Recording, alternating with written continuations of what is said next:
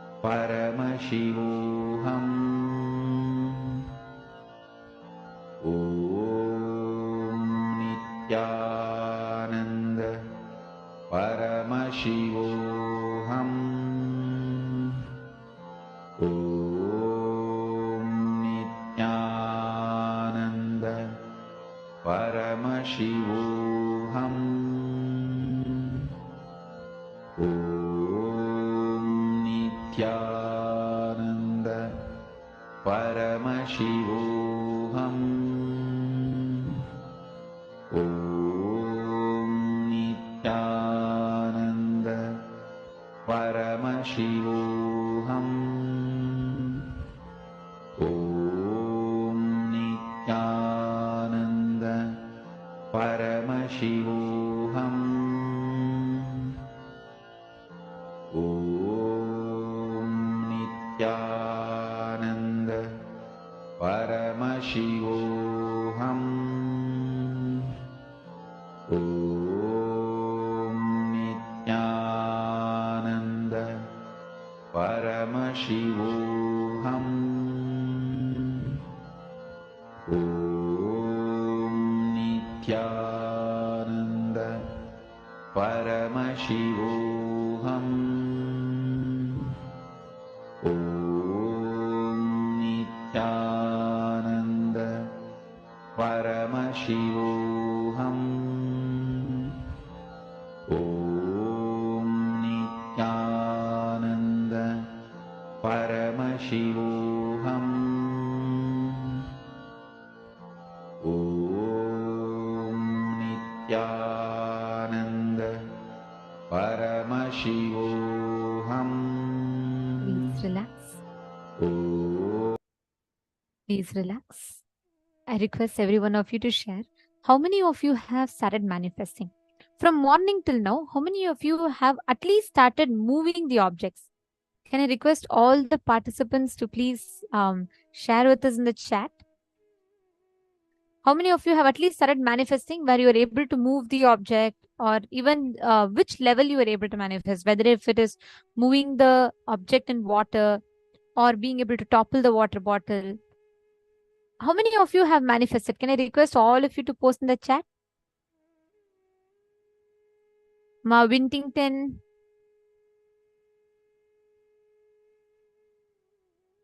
Please let us know how many of you have been able to manifest and what level you were able to manifest. Both. Ma Hedi Shlak, Ma Yoga Malar, Ma Musuhi. Wonderful. Others, all of you. Ma Venkatesh Ananda had a breakthrough.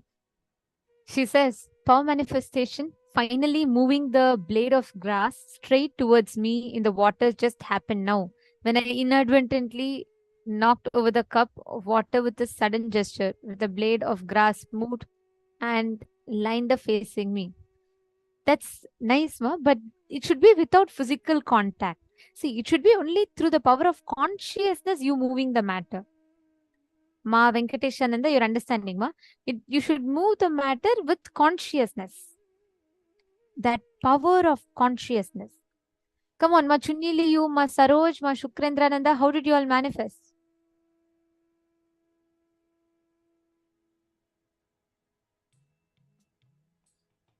Ma Carrie Chow, ma Deepika Patel.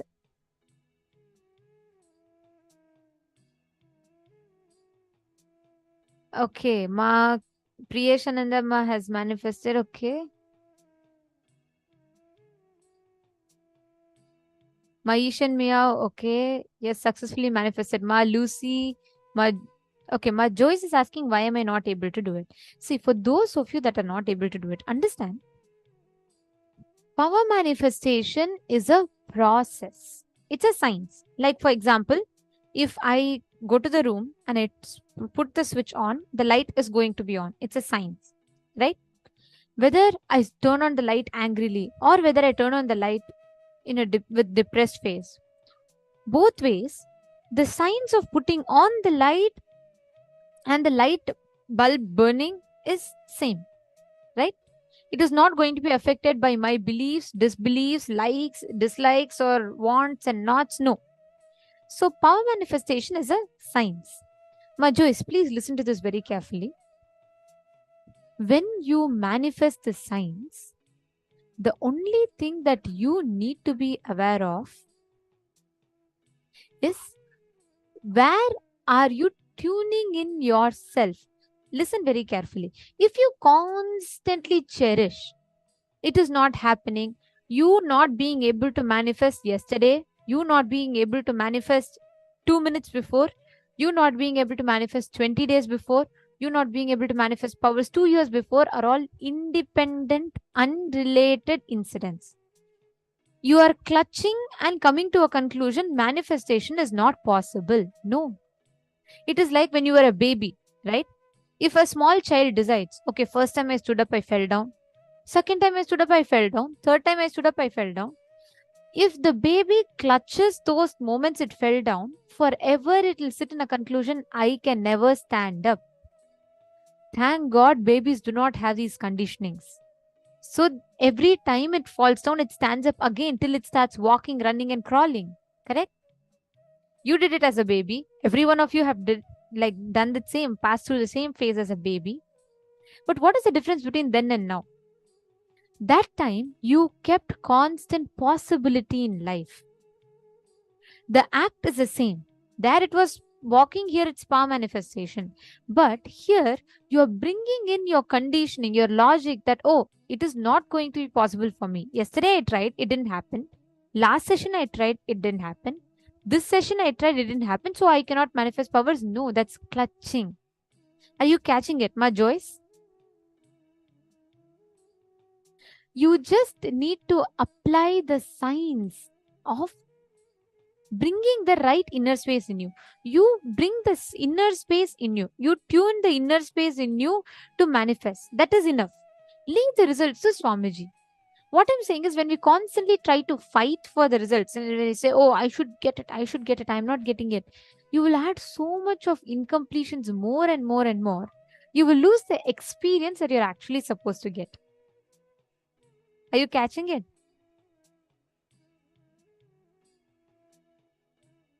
My Lucy is asking, how come I have more difficulty moving the needle or fruit on calendar? Do I need connect more with each phases of Paramashiva in me? Yes, Ma Lucy, as you manifest each of these, it is like different levels, correct? So once you start manifesting, here it is not about practice. There's two different things. Sometimes, like the more I practice, I'll sing well. The more I practice, I can swim faster.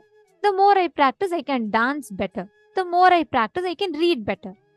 That is one way, right? Normally how we learn things. Power manifestation is not based on practice, but it is based on your biomemory believing, the conviction, the cognition that you have.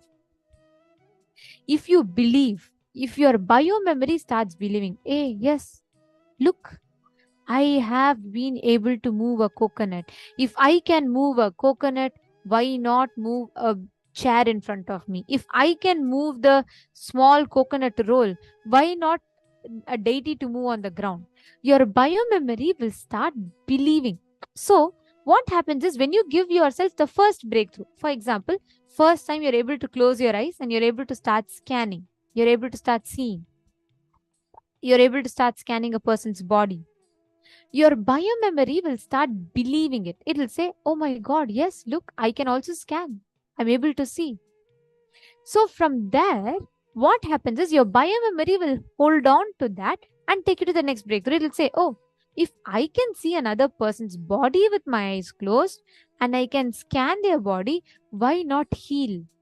If I can see a person in front of me, why not see someone in the US, someone on the other side of the world? Why not scan someone in Australia? Are you catching it? It is that biomemory starting to accept, starting to cognize. Are all of you catching it? See, every one of you that are not getting the power manifestation, the same science applies, the same logic applies.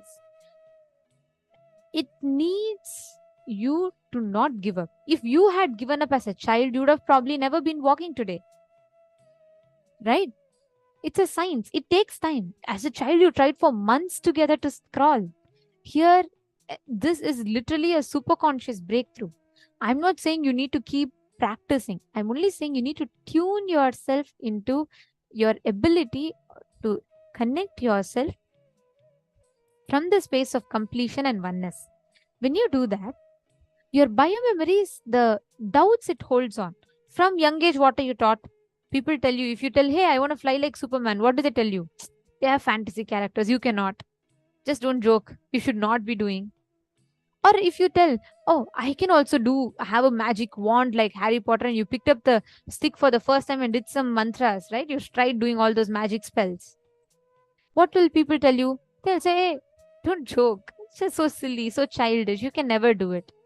So what happens? Your belief system, the biomemory in you starts believing it's all fake.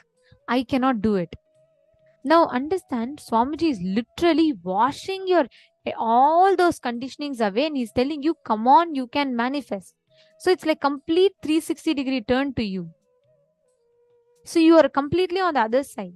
You only need to decide, oh my God, if I can do it, then you need to wash all those cognitions, remove all of them from you, and you need to start believing it. That is why it takes that time.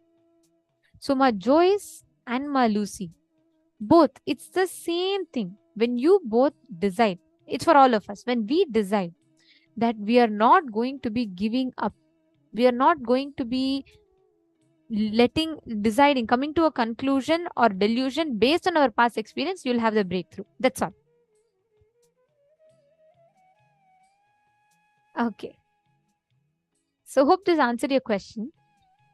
Now, we are all going to be entering into a very, very beautiful session. Swamiji is going to be teaching us the different techniques, methodologies to awaken your brain grooves. Okay? Shall we all get ready? Let's listen to this revelation from Swamiji. Different techniques which you can use to awaken your brain grooves.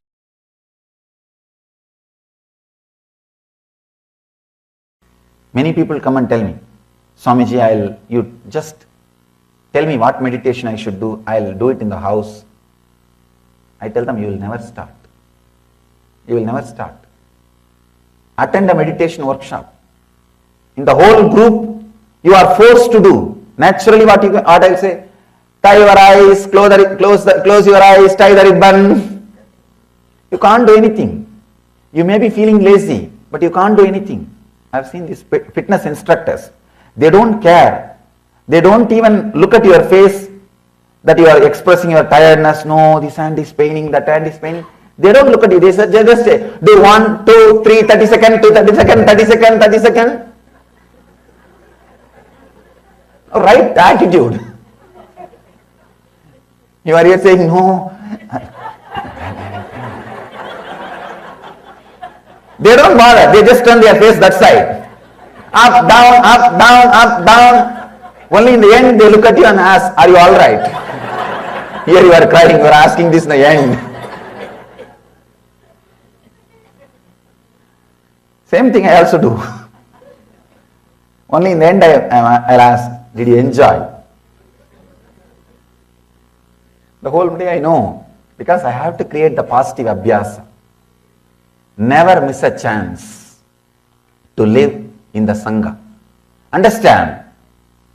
Abhyasa means creating positive habits, positive things inside you so that it can go from conscious to unconscious, from unconscious to your body. Making all the good things as part of your life is what I call abhyasaha.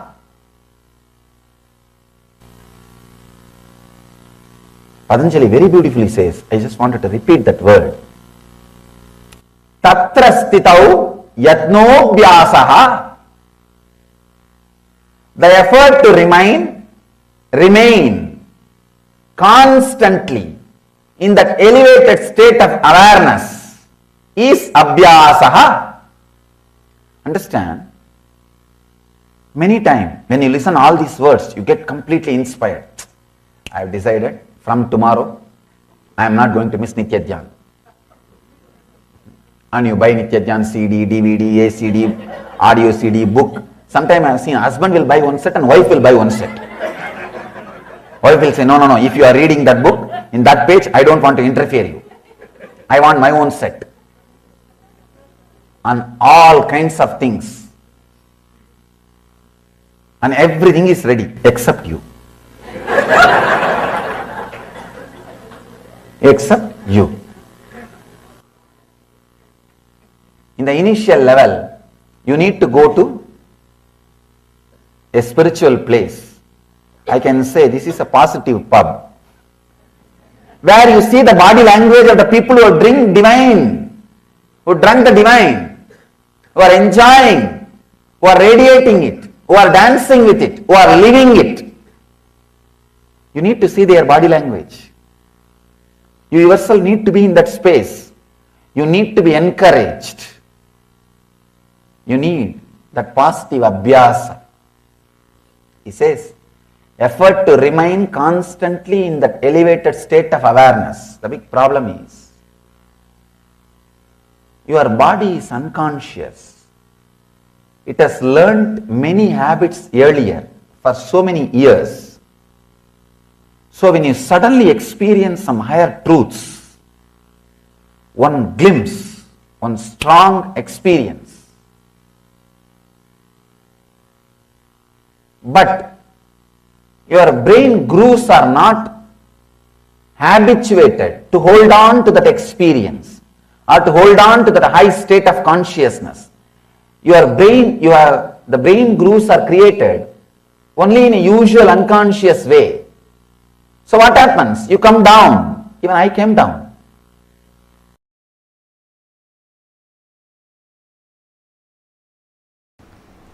Understand, still human beings don't know.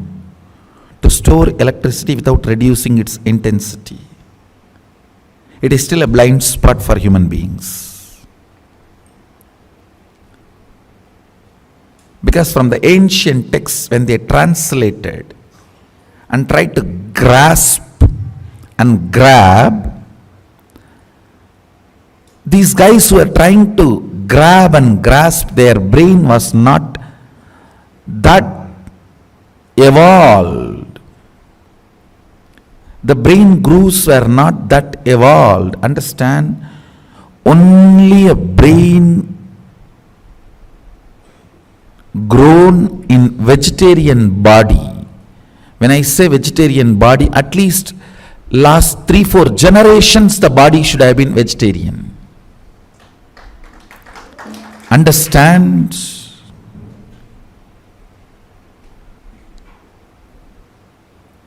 I am not trying to create any conflict.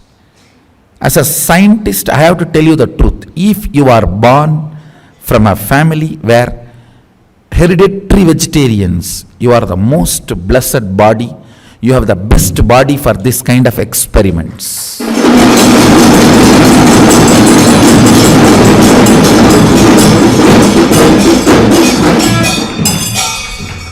I am telling you. I am not trying to put others into depression, and I am not trying to put others into low mood and all that. When I need to reveal the truth, I have to reveal the truth. If you are born from a vegetarian family, at least where few generations they were all vegetarians, and you are also a vegetarian, I tell you, if the Vedas are inserted into your system, the agamic circuits are inserted into your system, without any blind spots, it becomes reality.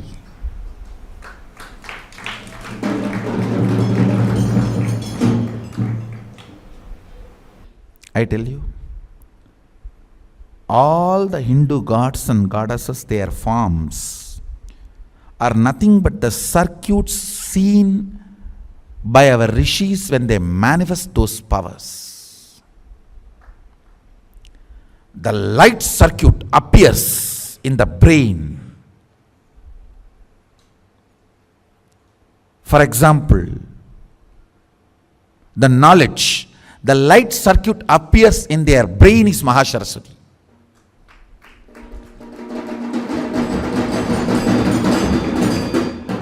So the same dhyana sloka which they delivered, if you meditate, that same light circuit will be awakened in you.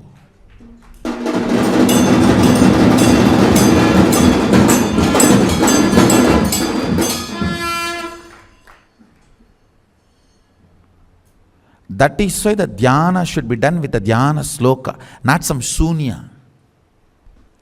All dhyana should be done with the dhyana sloka.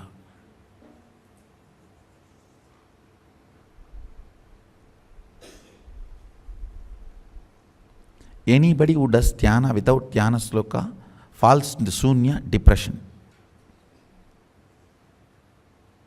The shunya meditations are the most dangerous. Never get into that, as if already you are not depressed.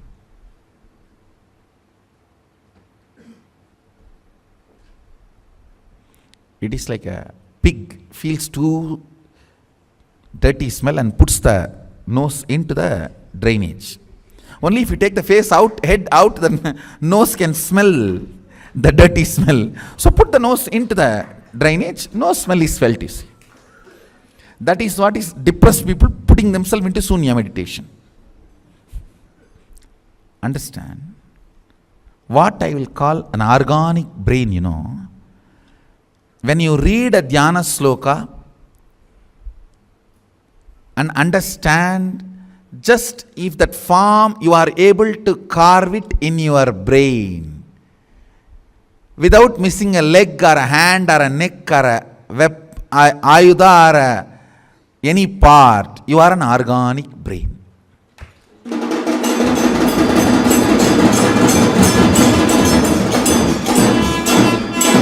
Just you recite the dhyana sloka and you are able to just visualize and keep the visualization alive.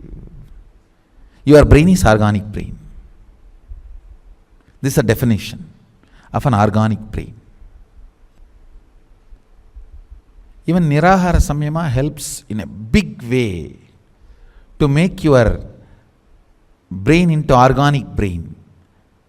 If you do Nirahara, your ability to retain that energy circuit of dhyana sloka in your system drastically goes up. That is why upavasa during the vratas, and as you are asked to meditate with upavasa, with less food or less job for the stomach, you will be able to, your brain is capable of retaining the energy circuits and manifesting the powers.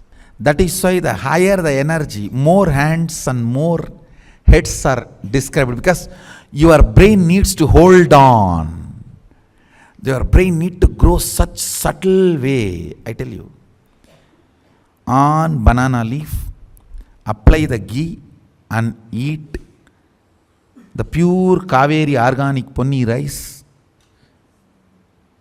The ability of your brain to grow subtle grooves, an ability to hold the higher understandings and visualizations. It is not a joke. 47% of Indian IAS is from Tambras, one organization. You think it is an accident? And 50% of Microsoft is Tamil, Telugu, Kannada Brahmins. You think it is an accident?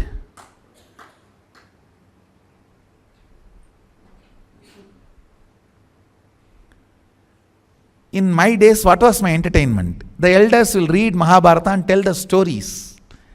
That intensity, my brain can keep it as continuity for whole, however long I want. My brain will not be tired, my body will not be lethargic.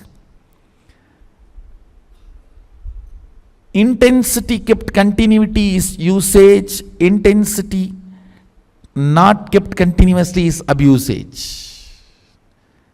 This is the definition in every level. Go and work out this definition in every level.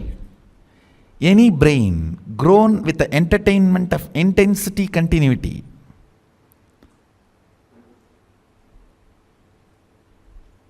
thanks to late invention of television.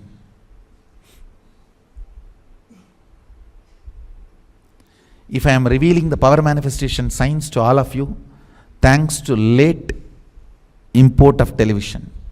Our kids should be taught by reading the Dhyana Sloka, visualizing the deities.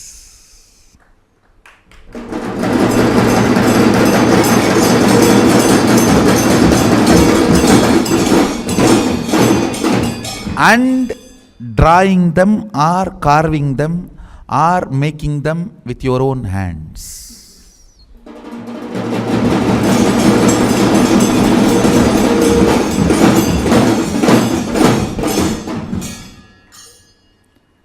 Biology is you, chemistry is the Dhyana Sloka and visualization, making them or carving them or painting them is physics. And I tell you, whenever I made deities out of clay, my body shapes will get shaped in the same way I have seen.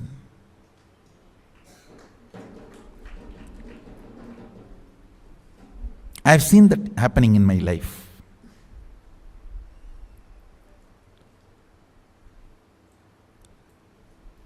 So just reading the Dhyana Sloka or seeing the statue, imbibing it in the brain and reproducing it back, your body will get carved.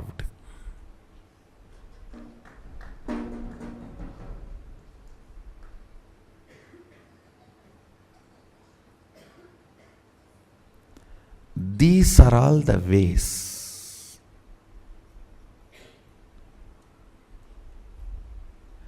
Basic education is this only. This is what is called primal education, not primary education. Primal education.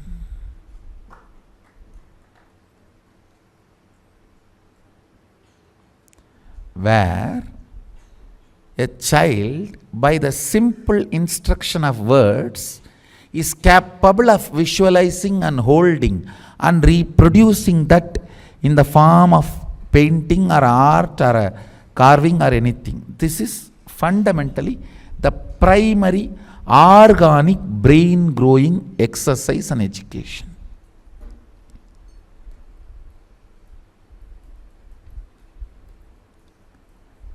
This kind of brain can cut across chemistry, biology, physics, anything.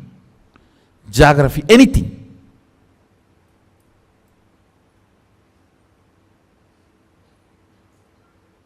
See, fundamental of the Vedic education is D. D means capacity to cut across and understand anything in the universe. That is what is given to you as an initiation as Gayatri. Bhurbhuvasvaha tat saviturvarenyam pargo devasya dhimahi diyo yo na prachodayat. Let me meditate on that which awakens my Dhi, ability to cut across everything and see.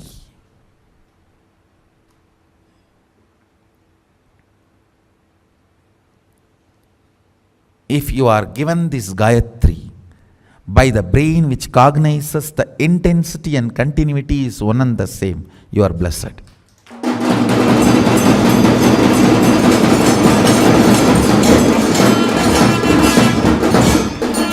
Because this seed will work in you with this Saktipada. Intensity and continuity is one and the same.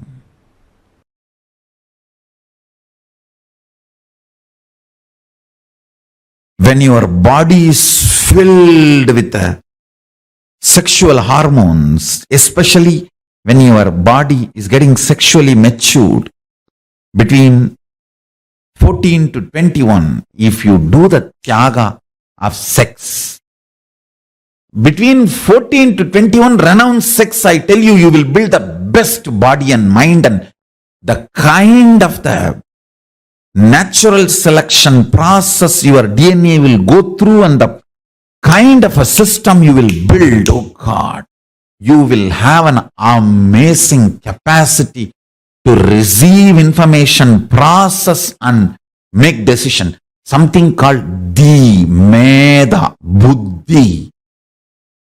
gets awakened in your system, brain develops some most subtle grooves which receives information from multiple direction, processes them and reveals the reality and gives you the decisions. I tell you, anyone renounces sex and sexual fantasies between 14 to 21. I am not saying renounce for your whole life, no. I am only saying at least 14 to 21. Renounce. Your DNA will go through its natural selection process with a quantum jump. It knows what kind of a jump it need to take, especially the cognition with which you sacrifice sex.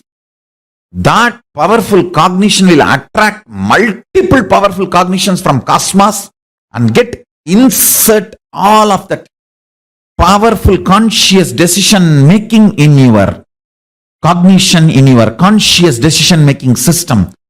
You will create such an amazing body. That is why celibacy between 14 to 21 is called science of living like God, Brahmacharya. Science of living like God. After 21, I am telling you, till 60 give birth. 3 kids per 2 years. Need to give more birth. I am not saying be celibate forever. But this 14 to 21, when that whole gushing happens, you see, your internal organ, intra-organ, everything develops the way it is going to respond. That it's almost like your inner software gets written. That 7 years. During the time, Tyaga of sex does something extraordinary to your body, internal organ, intra-organ, and superconsciousness. In every level, the Tyaga, actually Tyaga is not moral lesson. It is a scientific lesson. In my Gurukul, Tyaga should be added under the classification of science, not moral. It's a science of living, not morals of living. No.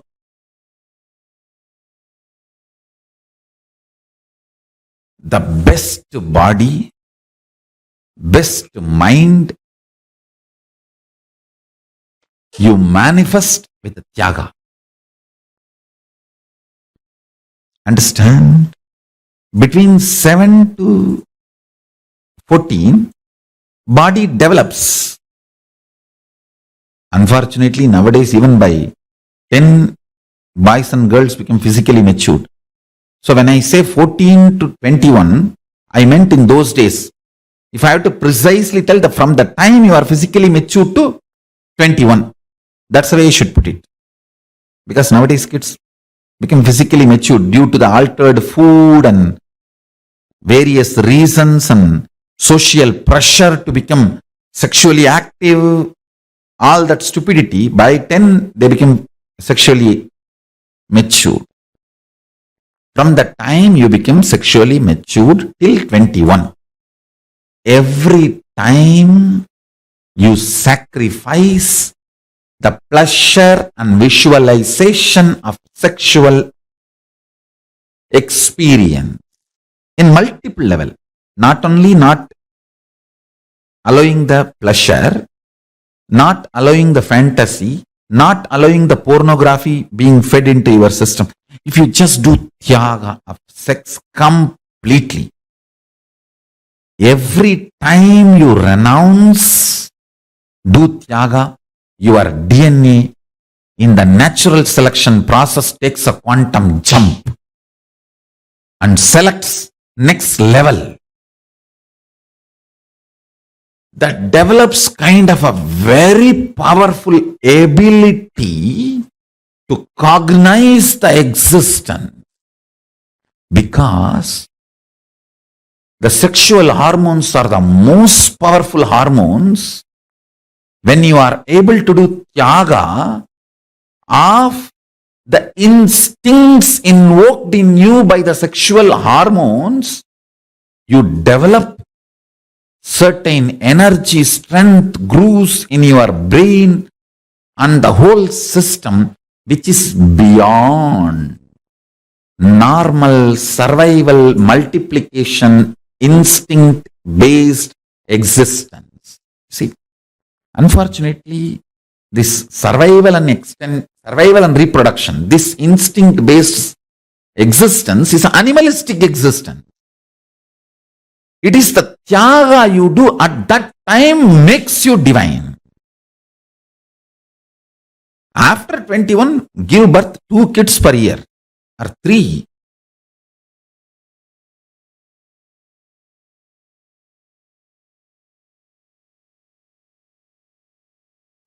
It is necessary you to evolve a brain, completion, patience,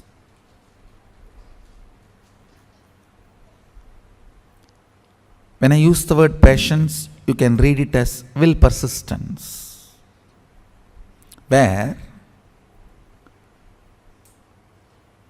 the pure consciousness can reflect, the mirroring of the neuron can happen. It is necessary. One of the most powerful methodology to develop the subtle grooves in the brain and clean up all the toxic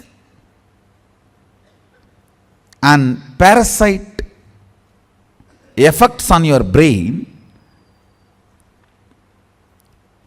try to do some visualization related activity like doing alankara to deities, carving deities, doing deities in clay or painting deities.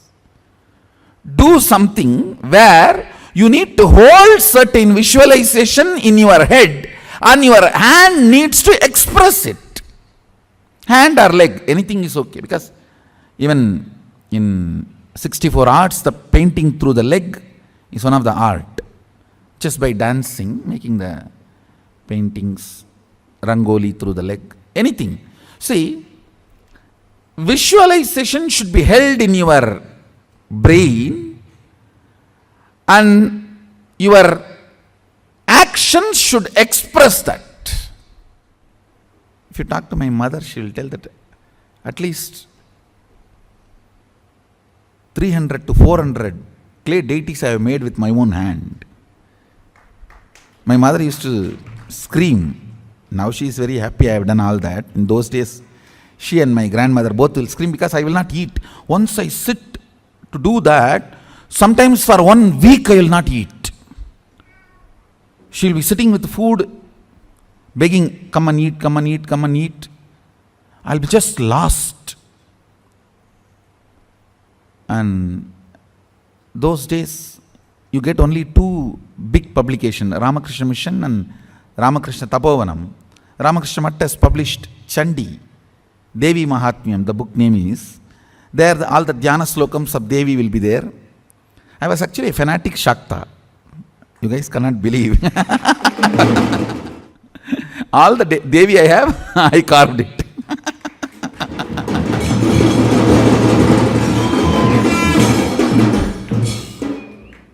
In that all the description will be there, how she looks and how she has all the hands and everything.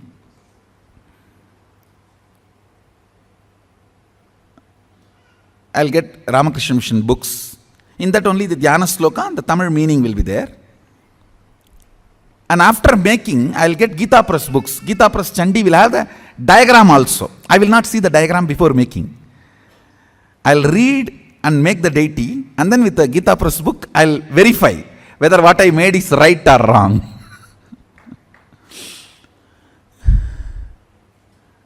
In those days, only 2-3 of these publications you will get. And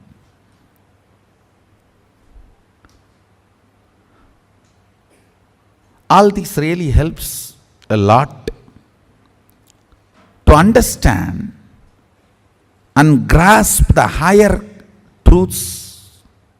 So I'll try to explain about these circuits. Like Sri Chakra, Sri Mandala, there are many mandala structures which are, just by staring at them, your DNA structure will get aligned to that. And certain power manifestation will start happening in you. I tell you, 21 minutes, if you just stare at Sri Mandala every day, your third eye will start functioning. Because that Sri Mandala itself is so beautiful, it directly represents the cosmic DNA.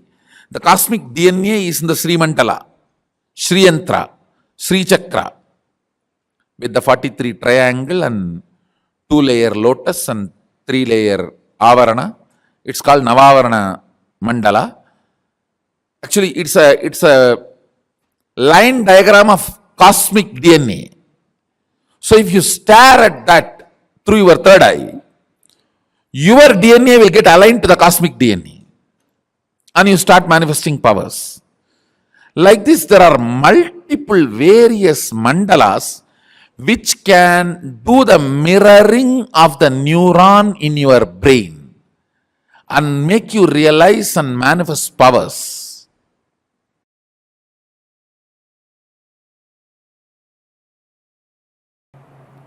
I should tell you, biggest enemy in your life is taste for anti-life.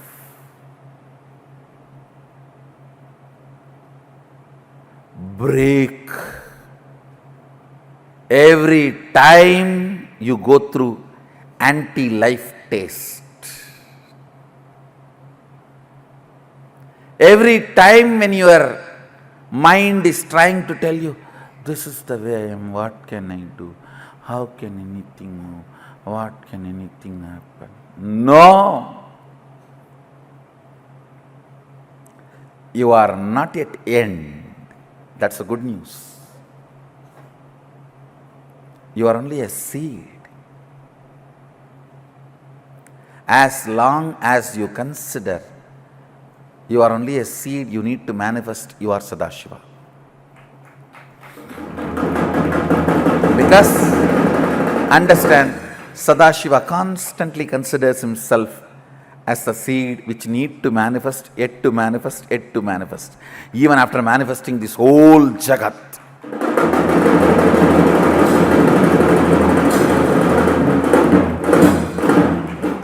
Even after manifesting this whole Jagat, making all the human beings walk straight, developing the most subtlest brain grooves, still he comes down to make you manifest all the powers, to push you to the next level.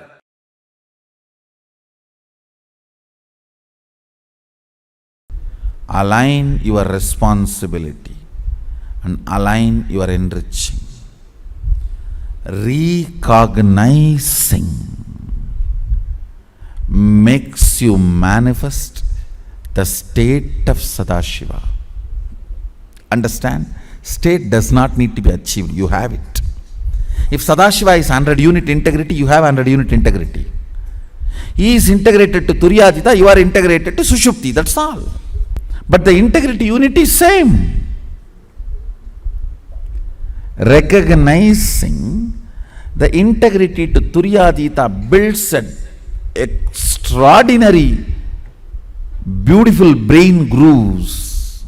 Is equivalent to recognizing $1 billion is more worthy than the bag full of pennies. That recognition is what I call recognizing.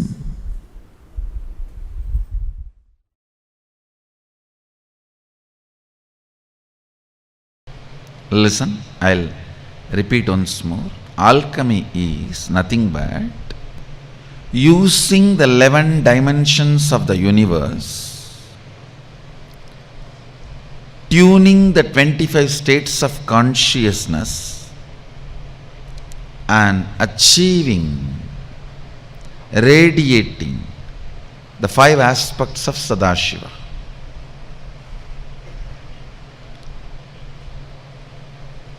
Multiple things are used in the alchemy science. It starts from preparing the ground on which the meditation, alchemy process is going to happen. From there it starts. A solidified mercury. Mercury solidified without chemistry, chemical being added, just by the energy, means an enlightened incarnation, his body is capable of dismantling any molecule and assembling it as any other molecule in any place and space and time he wants.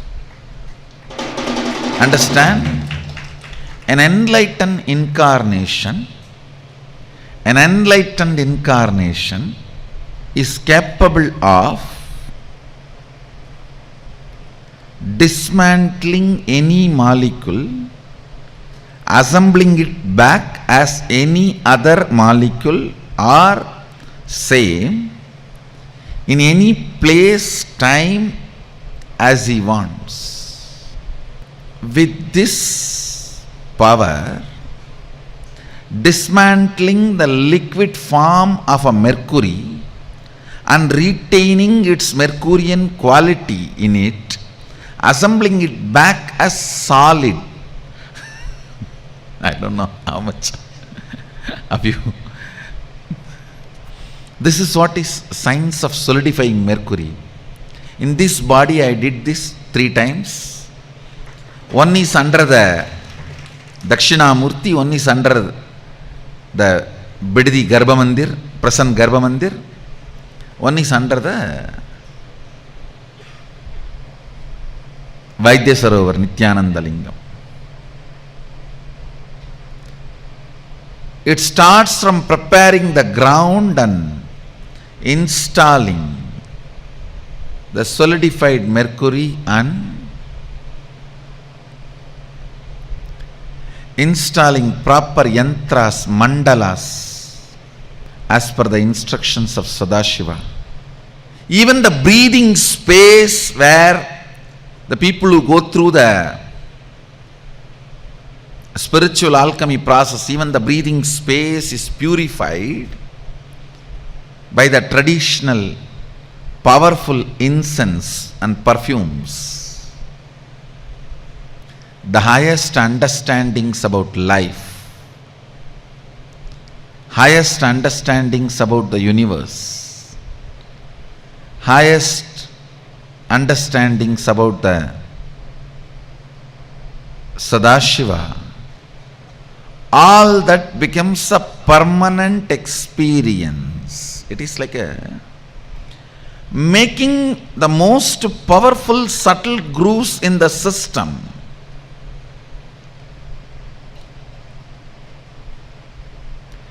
Making the most powerful subtle grooves in the system, which can retain the subtlest but most powerful experiences of Sadashiva and goes on radiating it.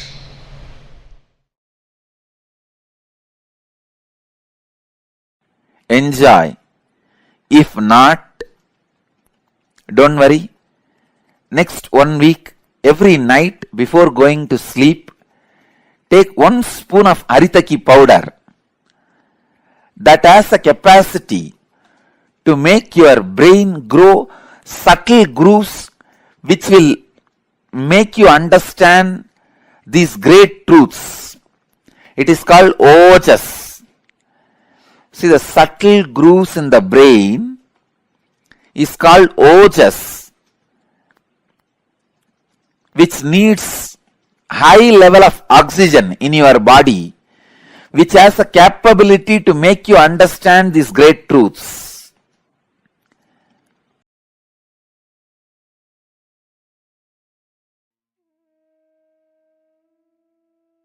Right from consuming haritaki every night, to having a vegetarian brain, to doing physical yoga, workout, power manifestation, Swamiji revealed so many different techniques of how you can rewire your brain.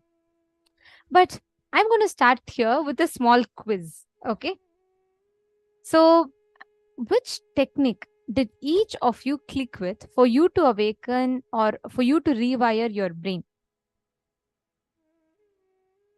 Come on, can I request all of you to share? Which technique did you click with? Ma Dhanalakshmi, Ma Shamila, Ma Joyce.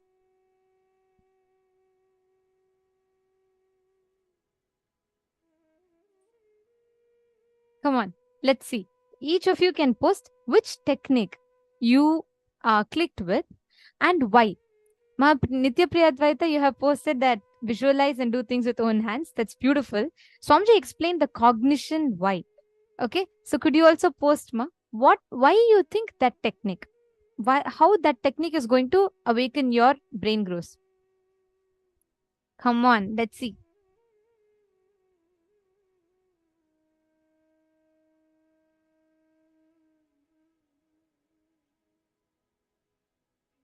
Okay, Ma Lucy, you have put Tyaga. How Tyaga awakens your brain growth? Swamiji explain the context also, right? Ma Ananda Sagara also. Please explain how it awakens. See, painting, Swamiji said, yes, like listening to the Dhyana Shloka and painting, but how? Swamiji also explained how, right?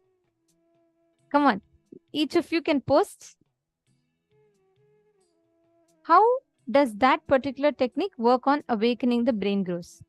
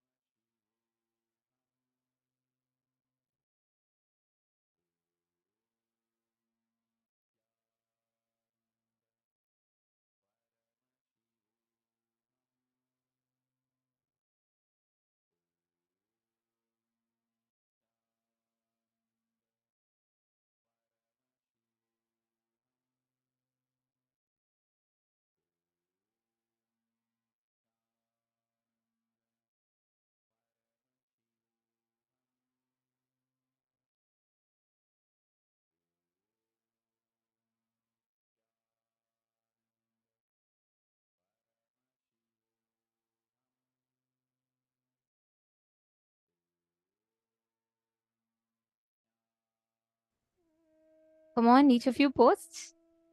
Let's see, each of you please post. What are those cognitions? Why is it important? Okay, Ma Nitya Priyadvaita has posted. I think it will force my brain to develop those grooves that will help me think, develop multidimensionally so I can grasp and retain the subtle truths. Beautiful, Ma. Right. Anand Sagra, that's also right. And Ma Christine Jones clicked with vegetarian brain and Haritaki. Why? Ma Christine Jones, why did Swamiji say that vegetarian brain is needed? And Swamiji also said another question to all of you. Swamiji also said a particular type of vegetarian brain in specific. What was that type? Can I request all of you to post? Swamiji said there's one particular type of vegetarian brain which is the best to cognize these subtle truths. Which was that? Let's see. Come on. All the others, Ma Diana, Mohini Lata, Ma Anandeshwari, Ma Hedishlak, Ma Ilka. There are a lot of you. Can I request everyone to post? People are all now trying to say, oh God, what did Swamiji tell? What did Swamiji tell? Whatever you understood, post it. There's no right or wrong. You just have to post your understanding.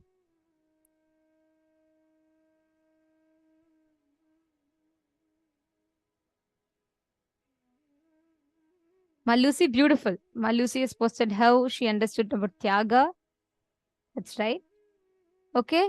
All the others, Ma Chingho.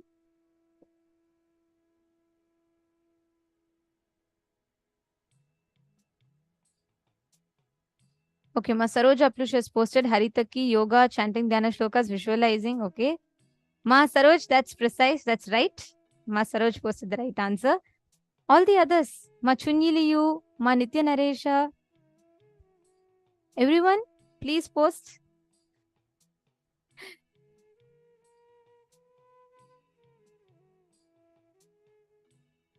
Okay, Madhyana is saying about the leaf. The leaf is different. Swamiji said that the leaf, a banana leaf, spreading the banana leaf, actually traditionally Hindus eat in banana leaf. So applying ghee on the banana leaf, on that putting kaveri rice, ponni rice, it's called, putting that and eating. That is one. But Swamiji had told, Christine Jones, that's right. Swamiji said at least 3 to 4 generations of Hindus. So only if at least 3 to 4 generations have been Hindus, they will be able to manifest it.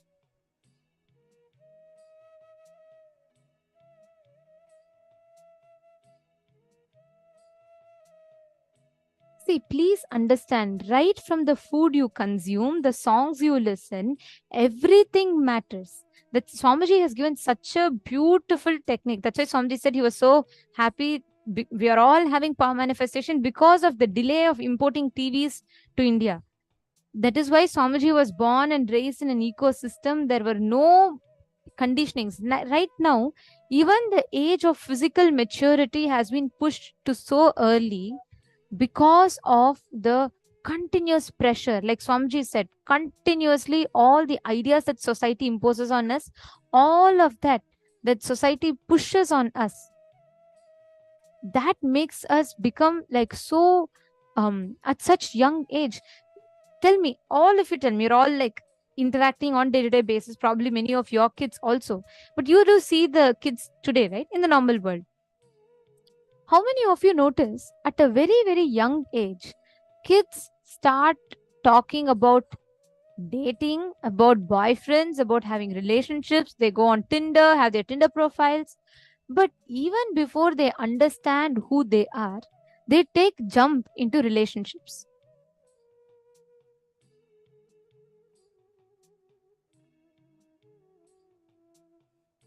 Yes? Okay, so many of you are putting yes.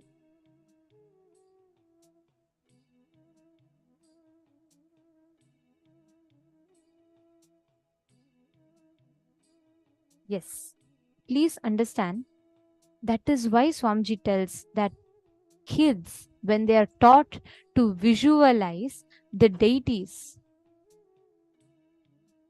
My Lucy saying, even my 2-year-old niece is exposed to all of this. Understand, Ma, this is today's age. I was so shocked the other, one of the previous times. I went to visit, I used to travel to a lot of places around, right? So I went to visit in one of those places, a school, okay? And the principal of that school asked me, he looked at me and I think I was about 19 years old back then. 19, just 18 or 19, something around that. And I went there and I conducted a class. Okay, so basically I took this Kalpataru session of Swamiji's session on Kalpataru. And I conducted that session to all of them. So then I had asked them, I was teaching them and I asked if any of you have any questions, you can ask. So this principal of that school, he walked up to me and he said like, hey, what's your age? I said 19 years old. He was so surprised and he was so shocked and he asked, you're just 19 years old? Is this the age to talk about not falling in depression? You're talking about life and all. Your age is just 19. You've already decided to become a sannyasi. Oh my God, is this your age to take sannyas? Don't you miss the normal life outside? And I was really like, that left me thoroughly confused, because I was surprised. I should not even say confused. I was so shocked. I felt so bad, because the same society that tells a child at 18-year-old or 19-year-old talking about not falling into depression, not falling ups and downs, about understanding the powerful cognitions, the truths that our Vedas reveal, or having the right identity and the signs of completion, where they never fall into these depression, all of that. That's the lifestyle that Swamiji brings us, right? That is so weird for them. But the same age, half those kids in those schools, if you see the way they have completely, so many kids there told they have addiction to alcohol. That seems normal. So many kids there have the concepts, even before they can understand themselves, they are already getting into relationships. They have boyfriends, girlfriends. And I was shocked when one of the kids said, she was just like 2 years younger to me, 16-year-old kid. She said her classmate was suffering from alcoholism because he was suffering like a very bad pain because of breakup with his girlfriend. 16-year-old kid. But that is absolutely normal to society. When the very definition of what is right and wrong is so messed up. That is why Swamiji said that it only because TVs got delayed in coming to India, Swamiji could gift power manifestation science to humanity. Otherwise, by now, the constant pressure that society puts at, open your YouTube, open your Instagram, what do you see? Continuously, what trends? The society continuously feeds you the idea. Swamiji said, right? Everything is sexualized. Everything society feeds you constantly is all about these Instagram trends, YouTube trends, and everything. Kids, just for keeping up with the trends, even without understanding about themselves, even without having a clear identity about themselves, they jump into all of this. Every one of us are given exposure to this kind of a thing. That is why Swamiji tells it is crucial that we center ourselves, awaken our brain grooves to the subtle truths of the cosmos. Ma Susan is saying sad Hollywood promotes all this. Not just Hollywood, ma whole world. Anyone. Today, if I see most of the Hindu kids growing up, they will not even know who Paramashiva is. They will not even know names of gods. But they will be dancing for some songs which they don't even know the meaning of. But they just do it because it is trend. And slowly they start picking that up.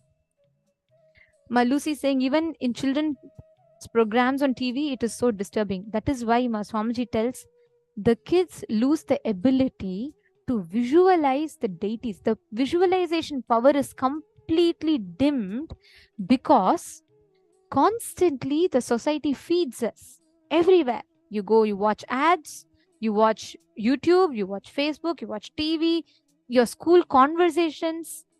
Everywhere, the ecosystem that society has put us into is we're all stuck into this box. The conversation is all limited only on these subjects. That is why Swamiji has given us these kind of programs where we can chew on the powerful cognitions. What do you hear here all day? All you listen to here is your Paramashiva, the power manifestation science, how you can awaken yourself out of all of this. Slowly, slowly, slowly, your brain will start developing the grooves to cognize these truths. That is what Swamiji revealed in this entire session. And if each of you, so many of you here are posting, you feel how bad you feel seeing this. Understand, this has created a huge impact in people's brains, the way they think. Actually, for today's initiation, right, Ma Lucy, you can bring your cousin, whoever you told, young children, especially young children, or if they're in their adolescence, please bring them today for initiation, because this initiation, Swamiji will completely clean their brain, meaning completely heal of all these cognitions that society puts and awaken them to be able to manifest the higher powers, the higher dimensions, access the higher dimensions of the cosmos. That is what today's initiation is all about. So if any of you have any of your friends, family members, please do invite them, because it is very important that people understand and people are able to experience these truths. Ma Krista Menard, or every one of you here, each of you surely you will all be aware of how people today in society, even for you, it's not just kids. Even today, if you have to go learn about something, the avenues wherever you step into only limits you into a particular box. If not for Swamiji, we would have never ever understood these extraordinary sciences. Right from taking haritaki in our diet, or understanding about how we can experience these by listening to the dhyana shlokas, just by chanting mantras, listening to the right songs, listening to the music, kirtans, every single thing is focused on you building that extraordinary brain grooves in you to access the higher dimensions of the cosmos. Ma Lucy saying she's going to invite. Wonderful, Ma. And sure, that's the best thing you can do. Ma Diana saying, I had so many questions as a child and no one had any answers. And that is why children are pushed to access or get answers, solutions based on what is on the trend. So many deaths happen due to TikTok.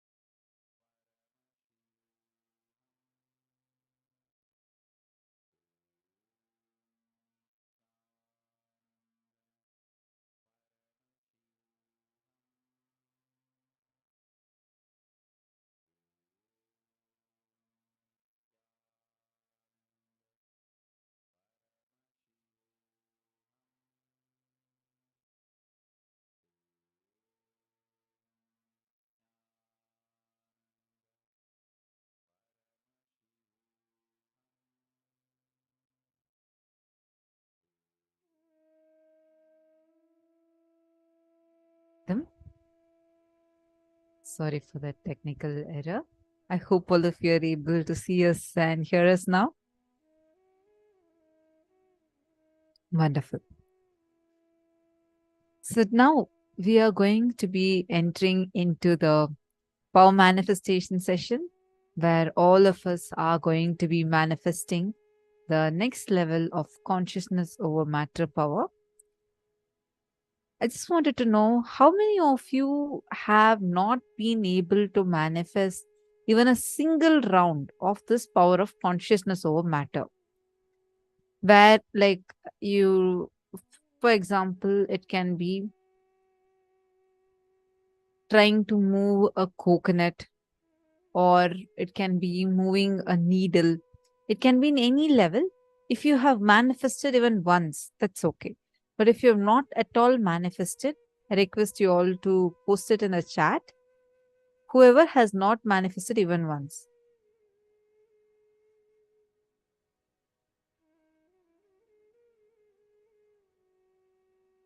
Ma Stephanie.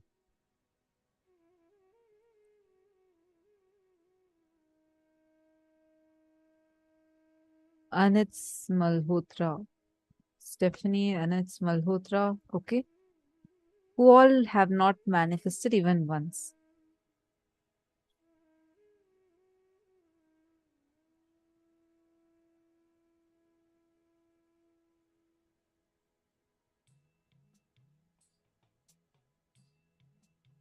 I'm not able to move water bottle yet. Mahongsu. Mahongsu, that's okay. That you can manifest. See, keep on manifesting. I just want to know the power of consciousness over matter itself. You have never manifested. Manifested other days, not today. Masusan. Okay. Mavirupaksha. Mavirupaksha. Only if you sit into the manifestation, you'll be able to do it.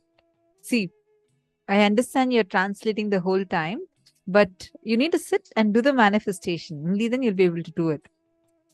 Have manifested only coconut on hand. Okay. Not manifested today. Last year I did. Mavishoka. Okay.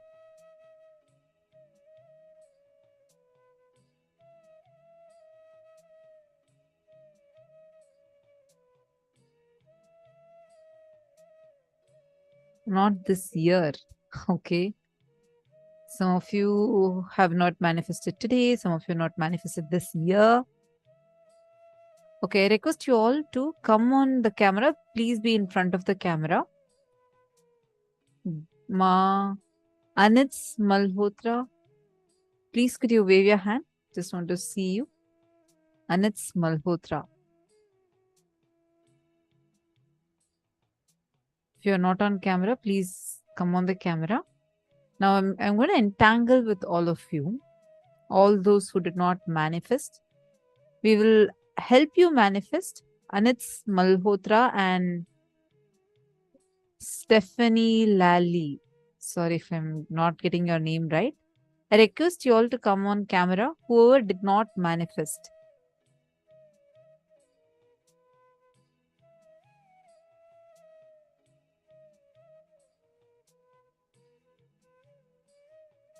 Anits Malhotra. Sorry, I'm not able to see you. Please, could you come on camera and wave your hand?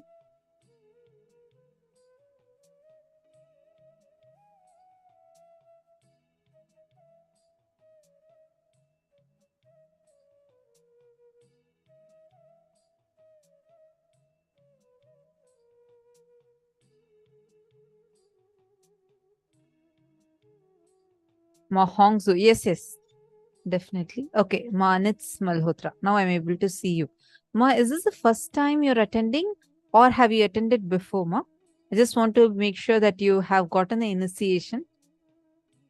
Have you attended before and received initiation from Swamiji?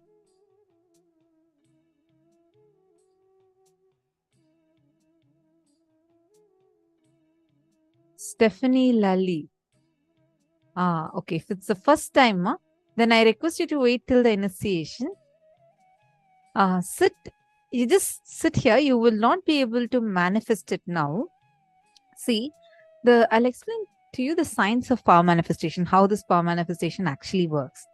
Now, we all have third eye. Everyone has a third eye.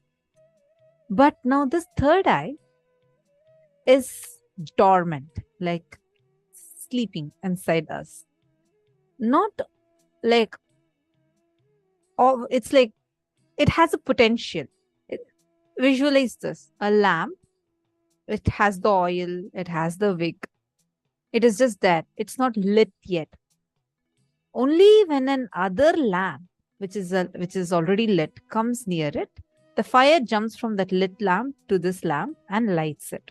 Same way, Swamiji's energy gets transmitted to us during the darshan, and that process is called as the initiation process. And that time, our third eye gets awakened. Now, using the power of your will, see, it's called as Agnya Chakra. The third eye is called as Agnya Chakra. Agnya means seat of will. Now, with the power of your will and the powerful cognition that Swamiji is giving, when you look at an object and will it to move, it will simply move. So you need the initiation. So welcome. So happy to have you here. Lovely to know that you're here for the first time. You just listen to the sessions, do the workshop, everything. Now, about at 8 p.m. Eastern Standard Time, we are going to be having the darshan from Swamiji. And Swamiji is going to be initiating us. And you will also be getting your third eye initiated from Swamiji today. You can even ask your boon saying that, Swamiji, I want to have my third eye awakened, in the chat during the darshan, not right now, during the darshan. And at that time, Swamiji himself will awaken your third eye, and you will see that right after that, your power manifestation ability will just go so high. With your will, not just you'll be able to move a coconut or a water bottle or a needle in water, you will have the ability even to move situations in your life. You understood, Ma? Ma Anits Malhotra?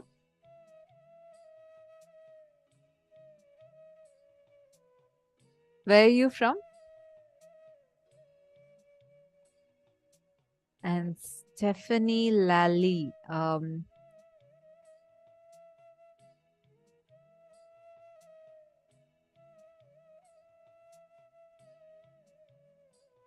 You're from India. Okay, wonderful. Lovely to have you here.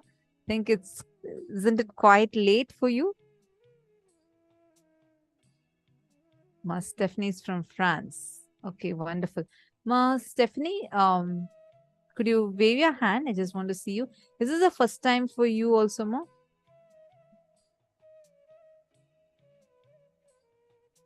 Or have you attended the program before?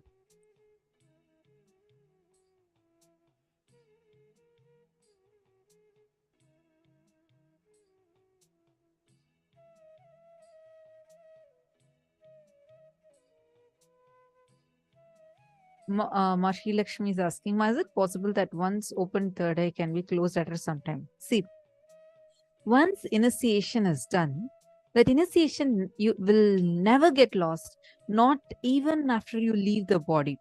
Even if you leave your body, this initiation will still be coming with you, because Swamiji is initiating your very consciousness. So even if you assume another body, let's say you're choosing to assume the next body, even in that body, your third eye will get awakened. So the third eye, once it's awakened, it can never be closed. But because of our lifestyle, because of the habits, our lifestyle changes, the third eye can get calcified. Like, for example, nowadays in so many countries, we have fluoridated water. Fluoride, by its very terms, it's considered as a neurotoxin.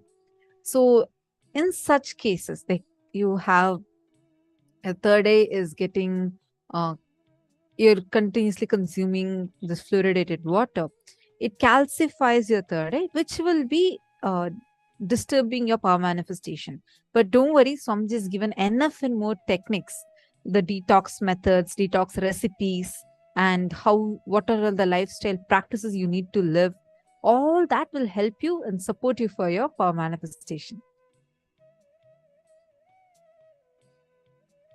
Second program, Ma Stephanie. Okay. If you have got an initiation, you'll definitely be able to do, Ma. Just be on camera. I'll entangle with you and will help you.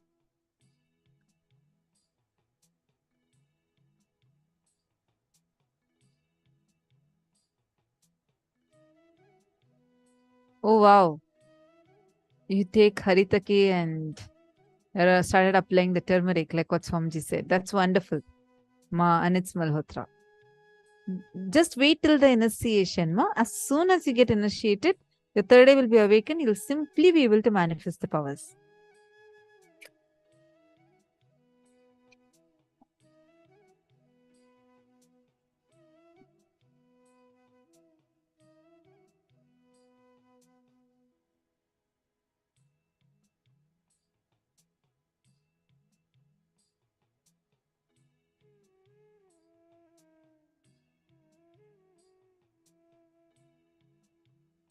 Ma Chingho, don't worry, sit now.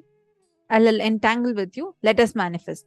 So what all of us are going to be doing now is we're going to be keeping the water. So we are going to do two things. One, whoever has not yet moved, you're going to be moving the object in water. Whoever has already moved, you're going to be focusing on levitating the object in water. Now listen carefully. See. Intensely see through your third eye. Like how you move the coconut on another person's palm. What do? You intensely look at it and with the will, or you command it to move, right? You'll have the deep feeling connection with Swamiji, and with your strong will, you command it to move and it moves. Same technique. Just apply it here. You're just going to do it in water. Water is also a medium for you. It also connects with, like, it's also consciousness. It also has intelligence. Water responds to our thoughts. How many of you have seen Dr. Emoto's experiment of crystallizing water? Have you all seen how just whenever he utters a good word, the crystal structure becomes so beautiful. Whenever he utters a bad word, how the crystal structure changes, like completely gets disrupted? How many of you have seen it? Great. Now, that same science, now the water is going to respond to your thoughts. I request all of you, please sit straight. Have your head, neck and spine in a straight line. This helps your Kundalini flow. Please sit straight. Even if possible, you can sit at Padmasana. You're going to have a strong conscious will with which you're going to be manifesting this power. You're going to just look at the object, what you want to manifest with. You're going to look at it intensely. So how you're going to be doing it, you're going to be, first you can have the camera on, record yourself manifesting with another device.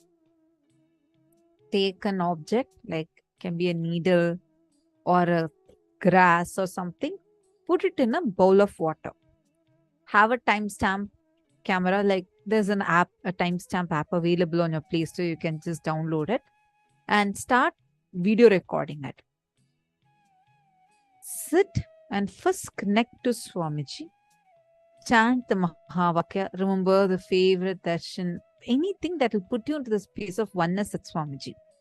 Whether it's your darshan or Swamiji blessing you, that one day when Swamiji called out your name and blessed you, or that message you received from Swamiji where Swamiji blessed you, any of these which will immediately put you into the space of oneness. Chant the Mahavakya a few times, and you're going to, with the intention, with the will to move the grass or needle on water. Whichever direction you want it to move, with that will in you, you're going to look at it and move it. First, you can write down. Actually, you can, once you put it, you can write down in a piece of paper which direction you want it to move and keep it under the bowl of water, wherever you put it. Keep it under that. And intensely look through your third eye and will command it to move. Just look intensely through all your three eyes. You're going to intensely look at it, and there'll be a connection you will start feeling. You'll feel like it's a part of you, and just will for it to move. It'll just move. Are you all clear?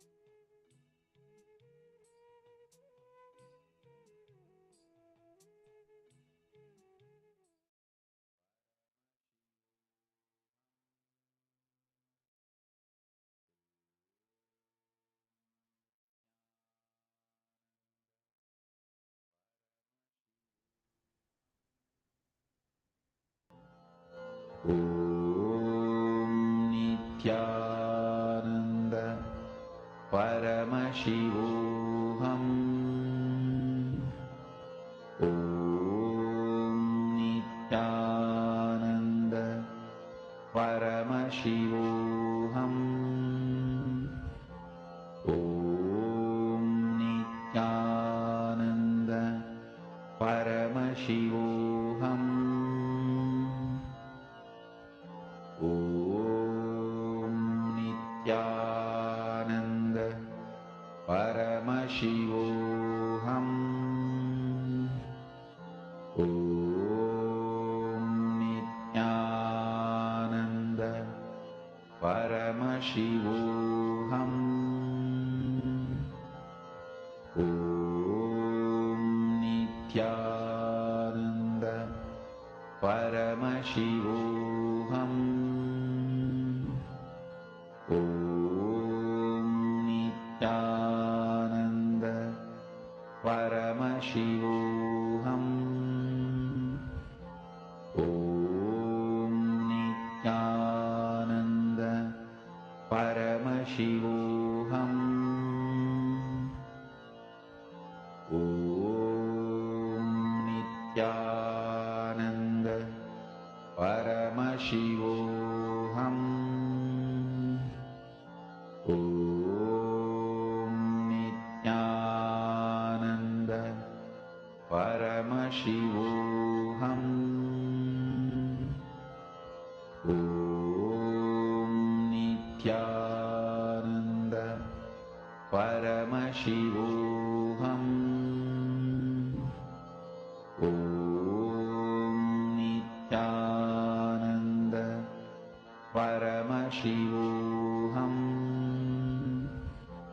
Om Nithyananda Paramashivoham. Om I request all of you intensely chant the Mahavakya. Look at the object. Intensely just look at the object with all your three eyes. Understand your thoughts are powerful enough. With your thought, you will be able to move anything. Your thoughts are very, very, very powerful. Just with all your three eyes, look intensely at the blade of grass.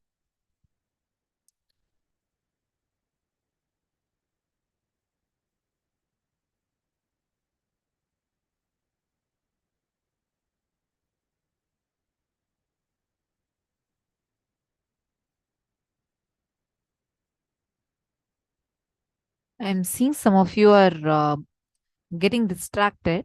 See, do not look around. Focus only on that object. Just look at that object through all your three eyes. Chant the Mahavakya intensely. Machingho, come on, I'll entangle with you. Just connect with Swamiji.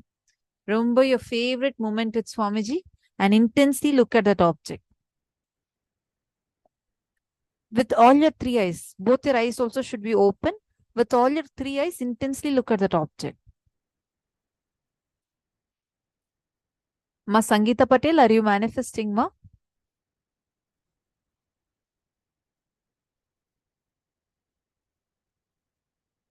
See, just get any small cup from your house, just fill it with water and put a blade of grass or a needle or something light like that. And you're going to be able to move it. Ma Joyce, you need to look intensely at the object. Ma Joyce Liang, intensely with all your three eyes, look at that object. Chant the Mahavakya intensely. And look at that object. See, all your three eyes should be intensely looking at that object. Hold on to just chant the Mahavakya inside of you.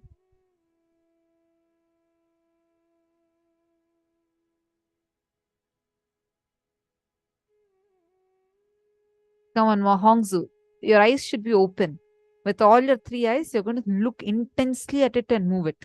Just open your eyes with the will to move it. Look at it. Your intention should be to move it. Like tell, I want you to move towards right. Exactly that exact direction where you want it to move. You have that will and look at it.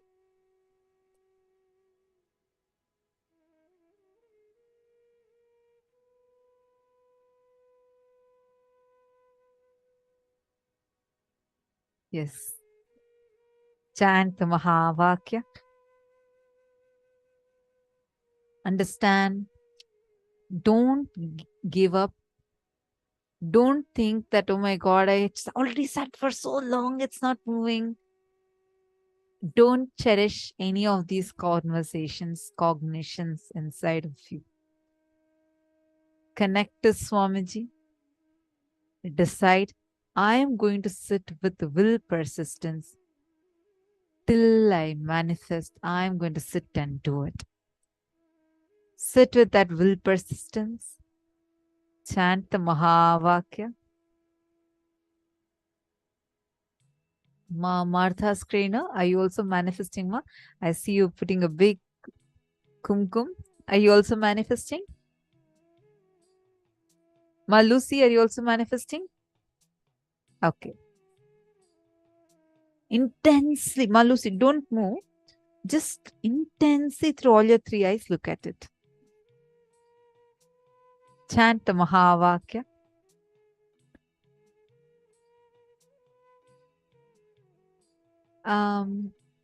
I see one more person sitting with Ma Martha Screener. Nithyanandam, are you also manifesting?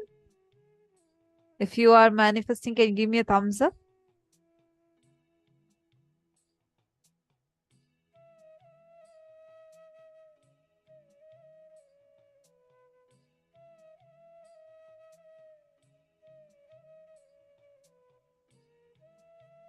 Come on, just sit, chant Mahavakya. Ma Dhanalakshmi, manifest pandringla. Ma Dhanalakshmi, Nithyanandam. If it's possible, ma, konja light photo ukara mudiyuma? Power manifest panna arambichtingla?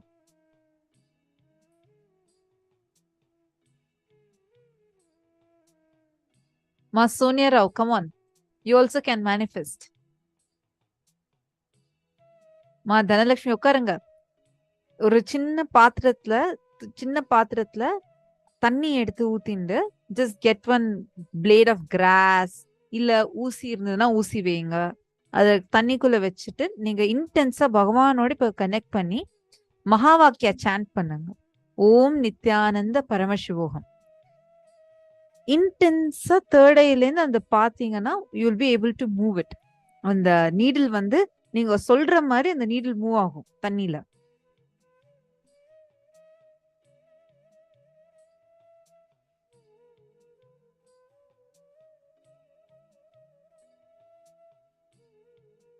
Ma Sonia Rao, hair clip is too heavy, ma. Don't use a hair clip. Needle is much lighter. So if possible, get a needle or get a blade of grass or something like that.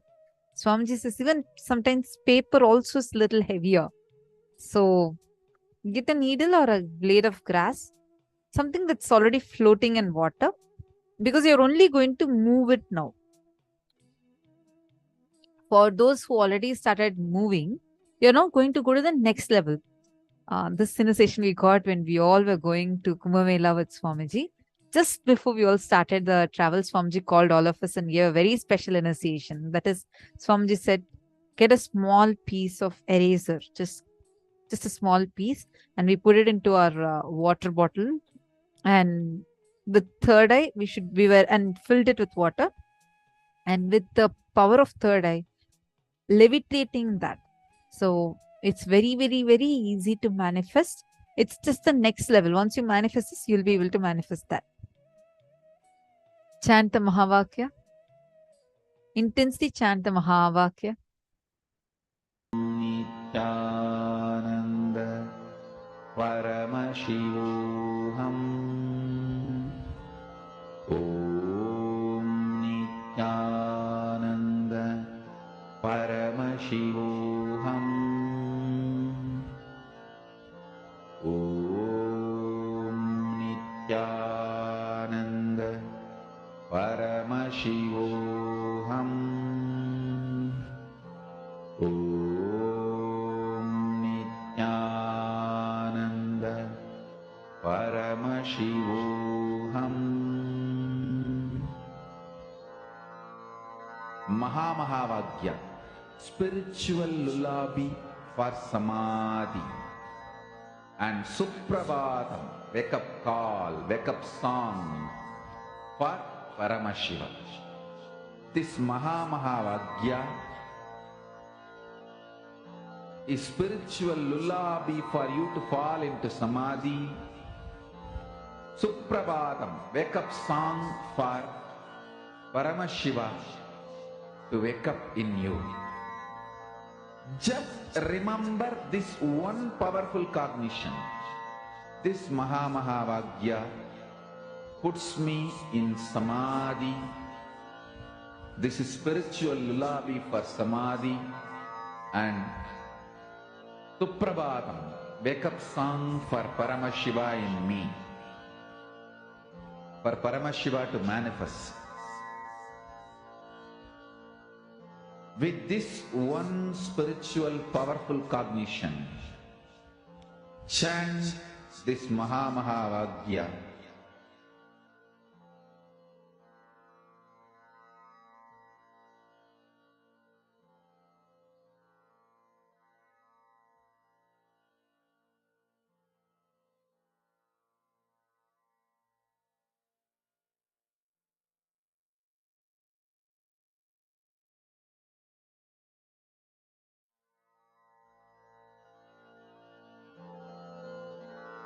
Mahavakya, spiritual lullaby for samadhi, and Suprabhatam, wake up call, wake up song for Paramashiva, for Paramashiva to manifest.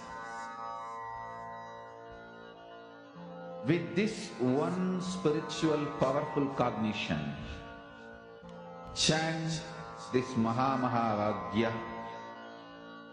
Om Nithyananda Paramashivoham. Om Nithyananda Paramashivoham. Om Nithyananda Paramashivoham. Om Nithyananda Paramashivoham.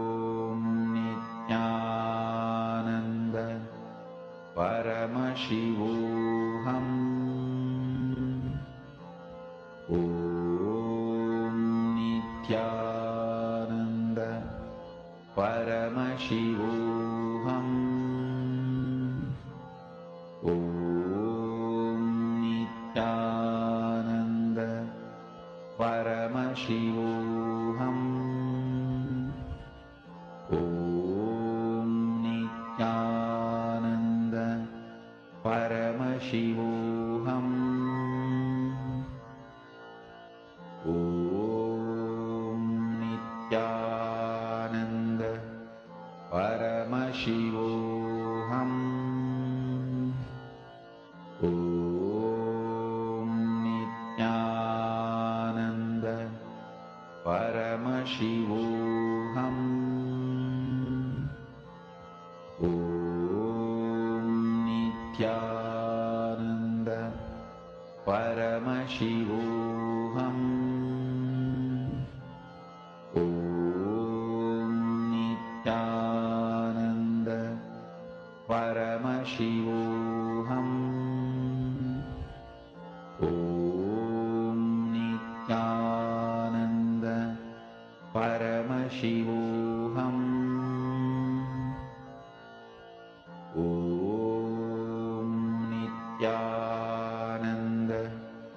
Paramashivoham. Om Nithyananda Paramashivoham. Om Nithyananda Paramashivoham. Om Nithyananda Paramashivoham. Om Nithyananda Paramashivoham. Om Nithyananda Paramashivoham. How many of you are manifesting? How many of you manifested? Wonderful. Now, let's all enter into the next session. Anits Malhotra, very nice. Lovely to have you here. So nice. I read your messages. So nice to know how you've been following Swamiji and you started implementing certain lifestyle changes. Now, sit and intensely listen to the powerful cognitions. Right after the darshan, you'll be able to manifest powers. Now, let's all enter into the next session. In this session, Swamiji is going to be revealing to us how to train our brain to reflect the cosmos.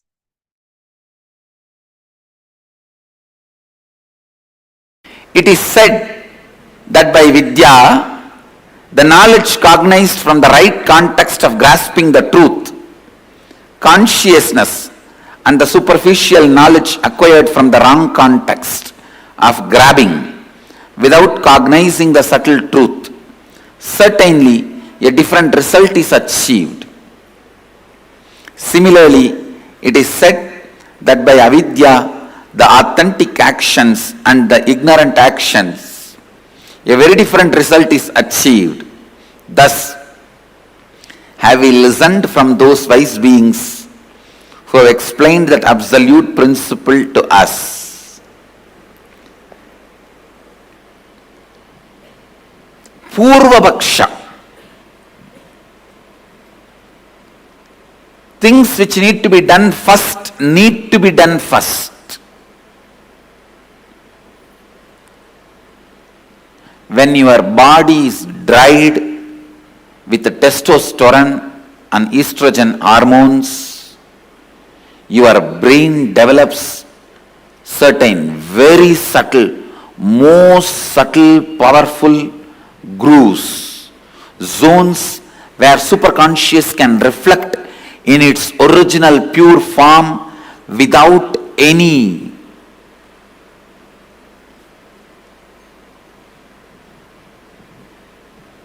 delusion, manipulation, interpretation, interference.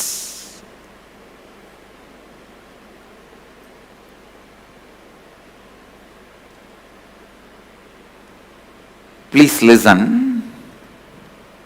I am making a very significant statement. When your body is dried with the testosterone and estrogen, means male female hormones, your brain develops certain most subtle powerful grooves where the pure superconsciousness can reflect in its original form, in its original existence. The reflection is so pure, so authentic, it is as good as the original. That is the reason the context, Purva Bhaksha, the pre-preparation, is needed for enlightenment process. I am not saying everyone should become celibate, everyone should become sannyasi. No. But when your seeking becomes very intense, when your whole body and mind boils with the seeking, automatically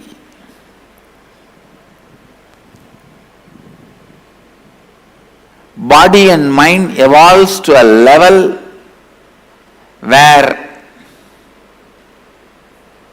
your body dries up and brain develops this rich, subtle grooves where superconsciousness can reflect beautifully, powerfully.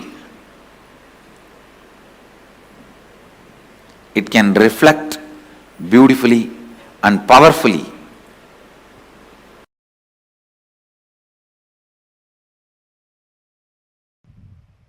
Some of the best brains produced in the planet Earth were rishis. Some of the best people happened in the planet Earth were rishis. I still wonder,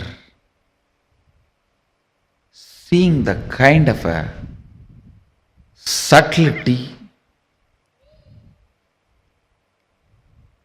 and capacity to catch and reflect the cosmic truth. Please understand.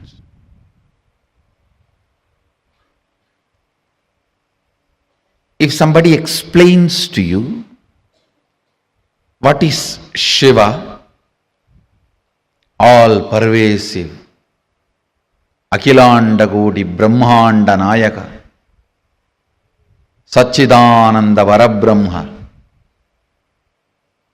Srishti Sthiti, he creates, maintains, destroys, puts souls in delusion and liberates. If you are able to visualize, even if you are able to enjoy it, be very clear, you are blessed. Only if your brain has developed the subtle grooves which can start enjoying these higher things, can understand it. If you understand, you will enjoy. If you enjoy, you will understand. A rough,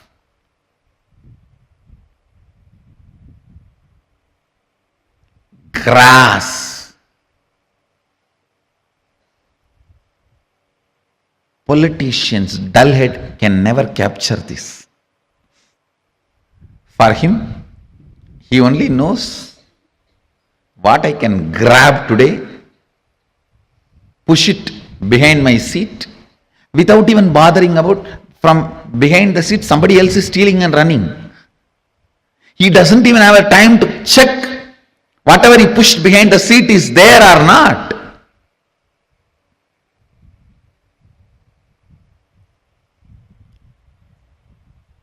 crass, power hungry,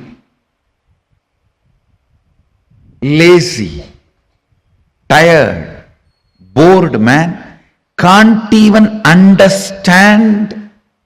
If you explain these subtle truths, his brain cannot capture those visualizations. Because he can't capture those visualizations, he can't enjoy. When he doesn't enjoy, he can't capture. It is like a vicious circle. I tell you, even about Guru, if you are able to enjoy his quality, you will understand his qualities. If you understand his qualities, you will be able to enjoy his qualities. If you are able to enjoy, know clearly you are blessed. You are blessed.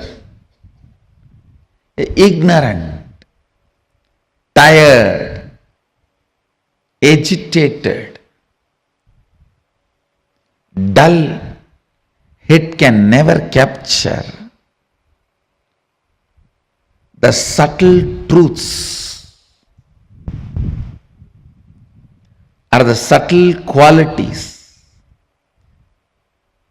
Because he cannot imagine, he won't enjoy. Because he doesn't enjoy, he can't visualize. Ability, the brain's ability to catch the subtlest visualizations come by a long practice of internal silence, what I call unclutching or meditation. Understand? By the tremendous internal silence, your brain develops the capacity to capture the most subtle visualizations. Ability to capture the most subtle visualizations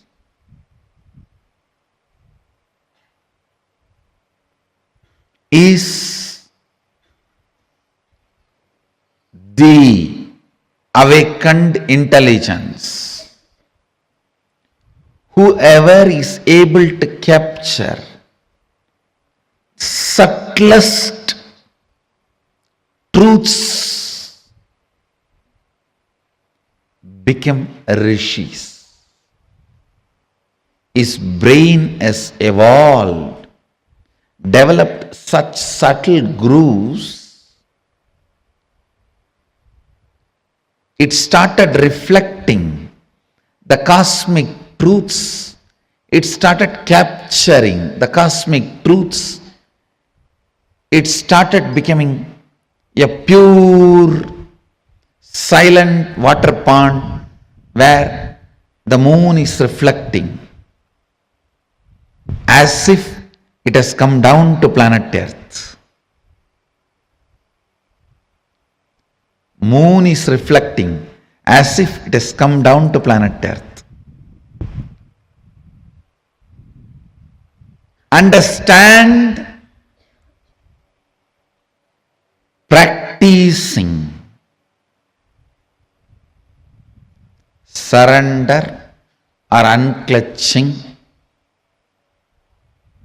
or Anandagandha Dhyana,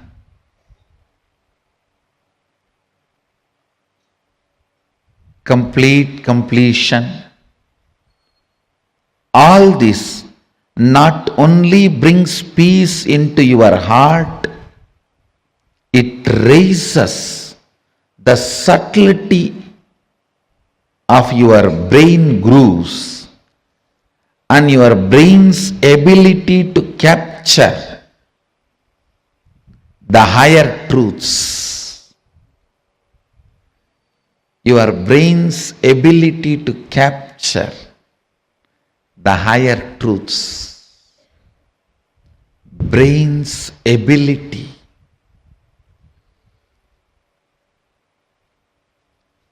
to live the higher truths. Anything your brain is able to capture, it stores as record. The most subtle one your brain captured makes itself as your cognition and life's goal. Understand? Even once, if you are able to understand, capture the word Satchitananda, Sat Chit Ananda, the existence, conscious bliss. Anything which is subtle, the most subtlest experience, imagination, visualization, your brain is able to capture, it will make that as a base for its function. I don't need to do anything other than describe how the materialization happens to my balasans, the way they are able to capture. The moment their subtle grooves in the brain captures this, that power will start manifesting in them.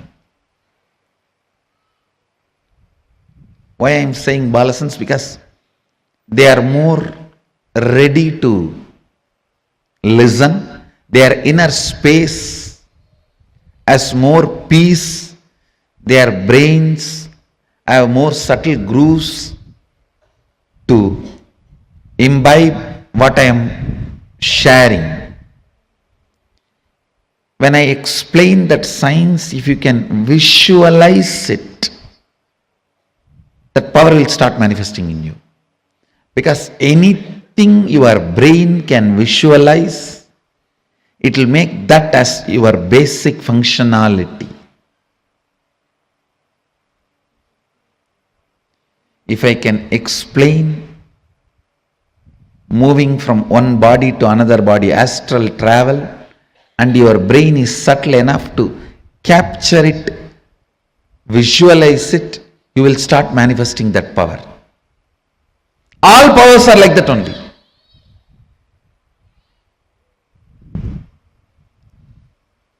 You just need the completion space and Guru who properly makes your brain grooves to catch it. I wonder the sophistication with which these Upanishadic rishis were able to reflect the whole reality. I tell you,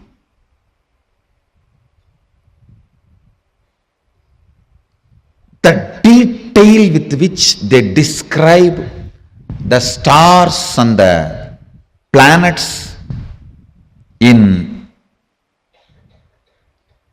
Vedas and Agamas, you will be shocked. Even I was wondering, how did they say, unless you see, you can't pen down so detail, such detail. The biggest conspiracy done against Bharat is the Indian astronomy and astrology was not given its due respect and legitimacy, brushed aside in the name of myth and mythology.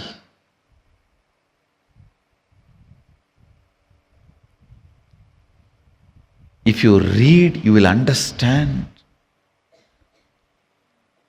Oldest in the future, longest possible prediction can be done only by our calendar, Panjiga.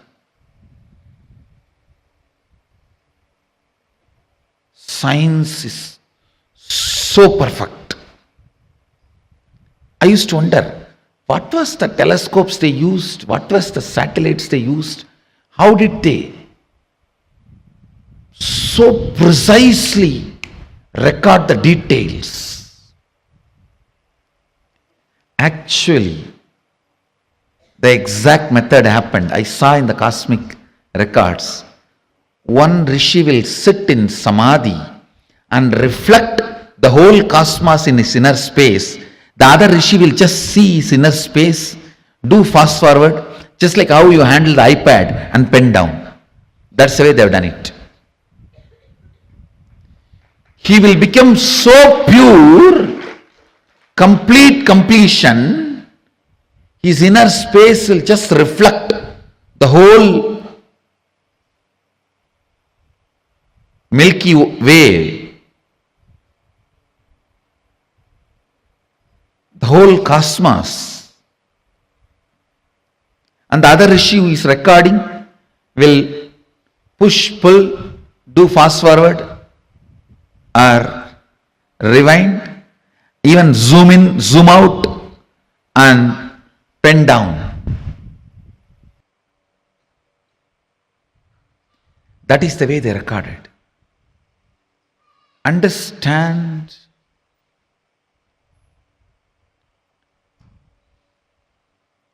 more and more your inner space gets into completion, more and more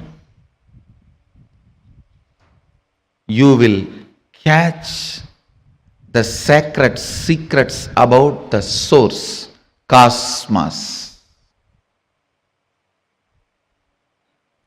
This question, by whom? Keneshitam.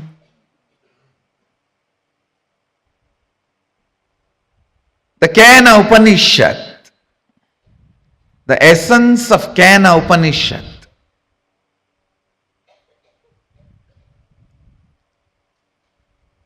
you can experience the essence if you make your inner space completely complete.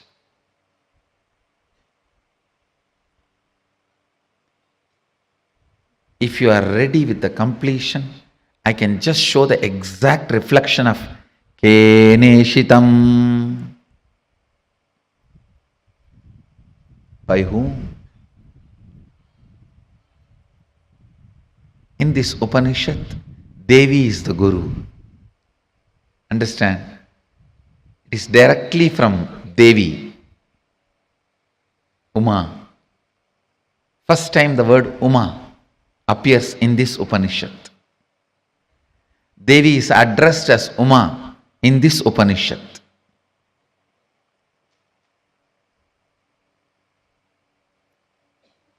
The word Ishvara, Isha, is used for Mahadeva in the first Upanishad.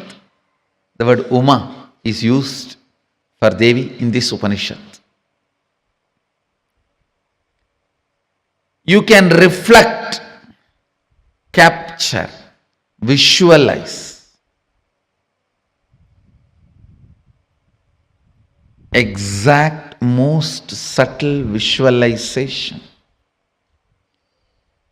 with a little completion inside. Please understand. Understand this example. A 7 or 8-year-old child is made to see pornography again and again. The physical maturity age is quickened more than 70%. Means the physical maturity, if it is supposed to happen at the age of 14, it is drastically brought down. By the age of 8, the body will be physically matured. If the body is made to visualize again and again the sexual action through pornography or some reminding, because whatever your brain visualizes, body becomes ready to it, make that into reality and experience. The brain makes that into your experience. That is why I say, if you want next generation to be sexually healthy, ban pornography. We always have a wrong idea. It is through porn next generation is going to enjoy the sex. No. It is going to be a big disease. If you want the next generation to have a healthy sexual life, ban pornography. Because that is going to reduce the age of physical maturity, which is going to drastically destroy the health of the next generation. Understand the truth I am trying to convey. Anything your brain can capture and enjoy, your life will make that into reality. If your brain can capture and enjoy the most subtlest understandings of cosmic sacred secrets and the spiritual powers, you will become just yogi, divya shariri. If you enjoy pornography, your body will be physically matured. If you enjoy these subtle powers, subtle understandings, simply your body will become divya shariri.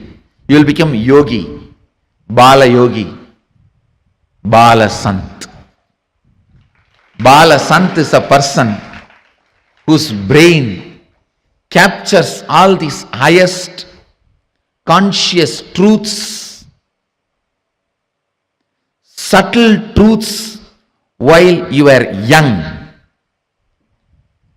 The way your brain captures these great truths, simply your body starts manifesting it.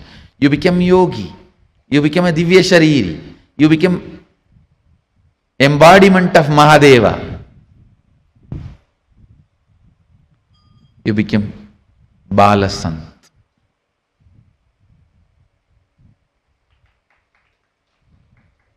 Understand?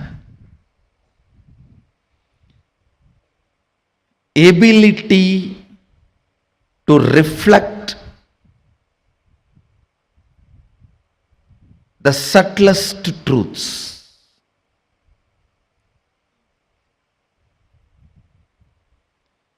Ability to reflect the sacred understandings.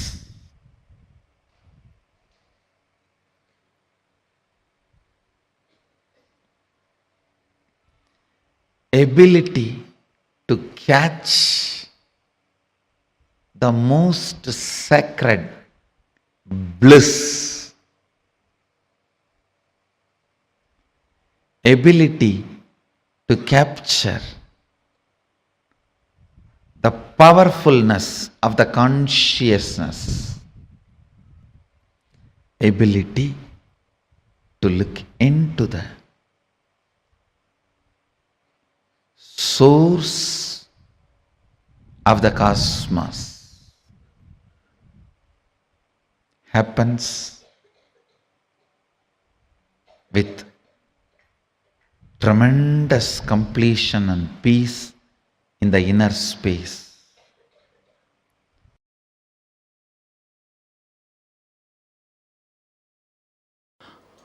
All major sufferings, whether it is physical or mental, you go through in the life will be connected to that root pattern. It is the root pattern responsible for serious physical or mental sufferings you go through. It starts only from there.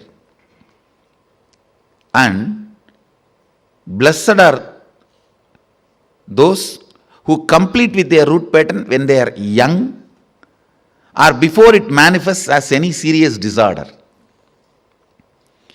How many below 30? Raise your hand. You guys are the real blessed. Real blessed. Because it will never manifest as any disease in you. It's killed. Means the poison is destroyed before it can damage any part of you. Of course, others also, poison is destroyed, but now I have to heal the parts which is already been damaged. The toxic mental setup which is already created, the subtle brain grooves get developed based on your thinking pattern. That needs to be completed. Before 30, the strong grooves don't get developed. That is almost like a rangoli only. You can wipe it by ordinarily. But after 30, it's almost like they say in Guru Gita says, whatever Brahma writes with the hand, Guru wipes by leg. Brahma writes by hand, Guru wipes by leg. So this is the wiping I am supposed to do.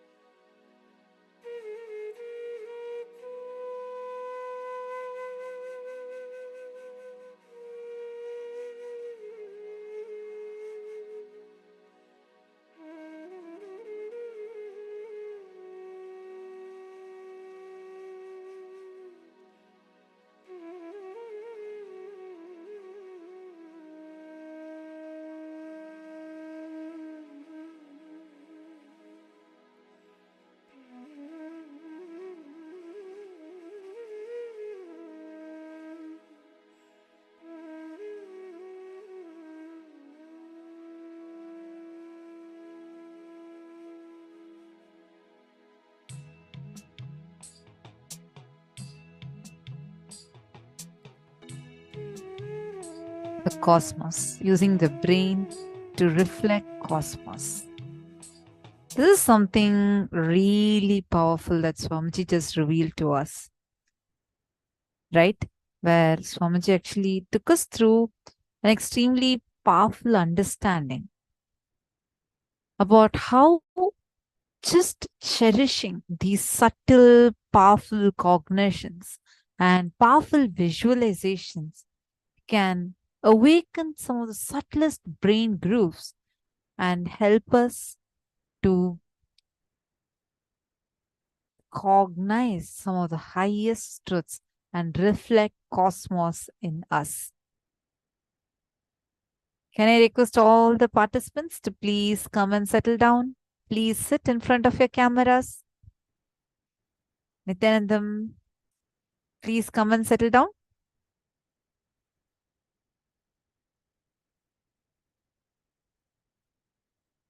All the participants, please come and settle down in front of the camera.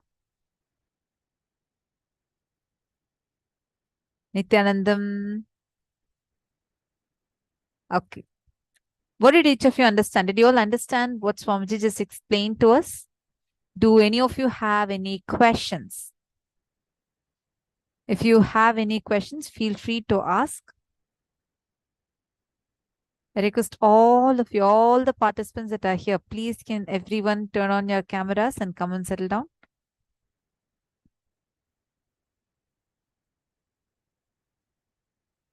Nithyanandam, Abhilasha.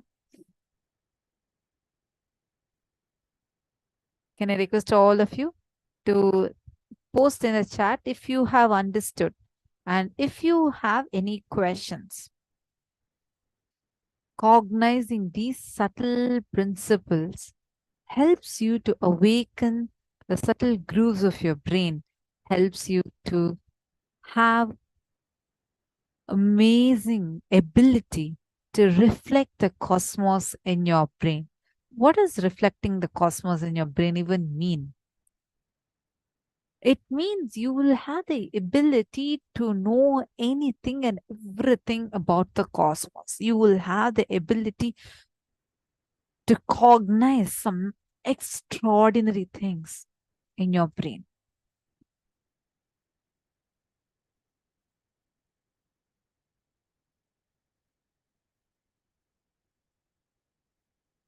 See, listen to this intensely.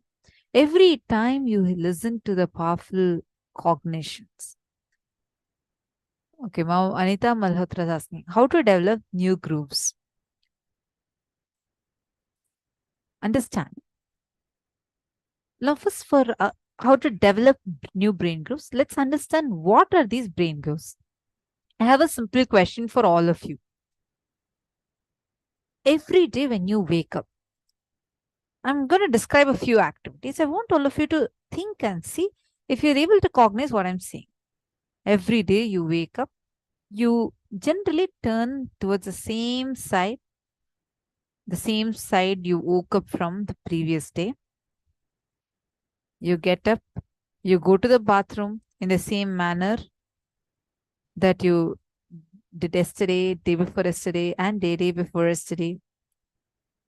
You just go take your brush, automatically your hand brushes your teeth. You shower, get ready, get into your car, go to the office. Your hand is driving, you're moving to the office. Once you go and land on your office, and you have the same type of thought currents. It's like your life is almost running in the same replay mode. Almost every day. It's like there are certain things that are like standard. You get into your car, you only realize that you've reached your office once you reach there. You're driving, but your mind is somewhere else. How many of you are able to relate with this? You brush your teeth. You're not aware every single time that you're brushing your teeth. You take your brush, you put your paste and brush. But it's like an automated process. Am I right? How many of you are able to relate with this as an automated process? Like so many things in your life, so many things that you do, you see that as an automated process. Mahongs is saying autopilot mode.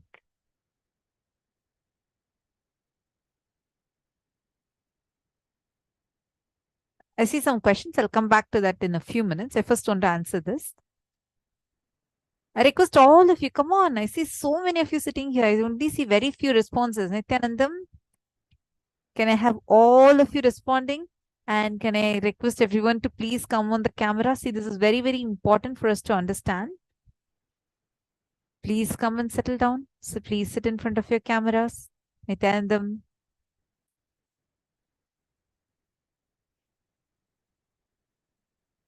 Why do you think this happens? All the participants that are sitting here with us, can I request all of you to please turn on your cameras, come and settle down? Ma Nisha bin Patel is saying it's monotonous actions. Okay. Autopilot mode.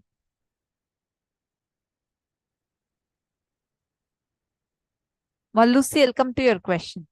First, I want to know how many of you are able to relate about this autopilot mode? Like an autopilot. It's like happening. See, Ma Vaidegi and Ma Bhavna Parmar, you're saying about unconscious mode. I'm not just talking about unconscious. True, it's unconscious, but it's like a automated way it's happening. Now, why does it have, if you see anything that you do repetitively, starts becoming an automated way it starts happening. If you want to change a particular thing, like for example, let's say you always sleep in a certain position, right? Like I had a habit of sleeping in a certain position. Then I read about in some book saying that, okay, you need to sleep in a certain way, like which will make your body more healthy. So then I made a conscious change one day. Then in a few days, it became like my normal sleeping way. This is like for all of us, anything, whether it's brushing when you shower, automatically your hand moves. You shower on your own. It's like there's no conscious intervention happening. Now let's understand why this happens. See, our muscles have something called as a muscle memory. It keeps recording all the actions that we do. Now, when we repeat an action again and again and again, these get recorded in our brain through a brain groove. What does that mean? Now, in our brain, there are small cells, right? They are made up of tons of nerve cells called as neurons. These brain neurons that are there, they fire, like meaning one neuron, like all the things, like now I'm blinking or I'm talking. That's because my brain is sending my eyes an electrical impulse to blink, or my brain is sending my mouth or my tongue or my vocal cords certain electrical impulses for it to create certain sounds, for my tongue to move in a certain manner, so I'm able to talk.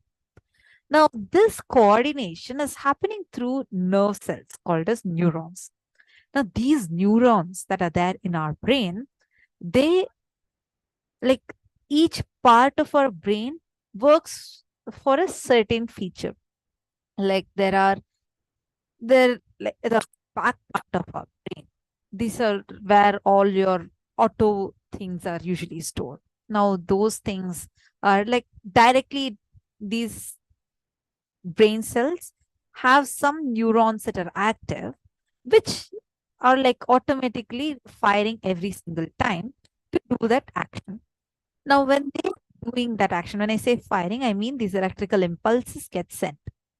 Now, when there are millions of possibilities, there are like trillions of neurons that are there in your brain, right? So the possibilities are like numerous, like which neuron will fire to which neuron and then how the connection comes. For every action, there is a unique neural pathway. These are called as neural pathways. Now, for all these neural pathways, when you start repeating a certain action again and again and again, those neural pathways get strengthened. it almost starts becoming like a muscle, like a new groove. That is what is called as a brain groove. Now, when you are continuously repeating certain action, the brain grooves become strong. Are you all understanding what a brain groove is? That is why you eat in a certain manner. Like you sneeze in a certain manner. Everything, there's a particular way you do it. You laugh in a certain manner. Now, all these are happening because the brain grooves for this is already created in your brain. Unfortunately, these are the same brain grooves that are also getting created for all your patterns that you have, which you consider as negative patterns, like waking up late in the morning or postponing things, procrastination. For all of these also, it is these brain grooves that are there. When you are repeating certain actions again and again and again, the brain grooves get stronger. If you want to change from a certain habit, why do people struggle to change from habits? Because these brain grooves have already become like solid grooves in their brain and become like very strong, and it does not allow you to change. But you do have something called as a conscious willpower with which you can rewire your brain. You have the ability to actually change, transform the way you think, you function, you cognize.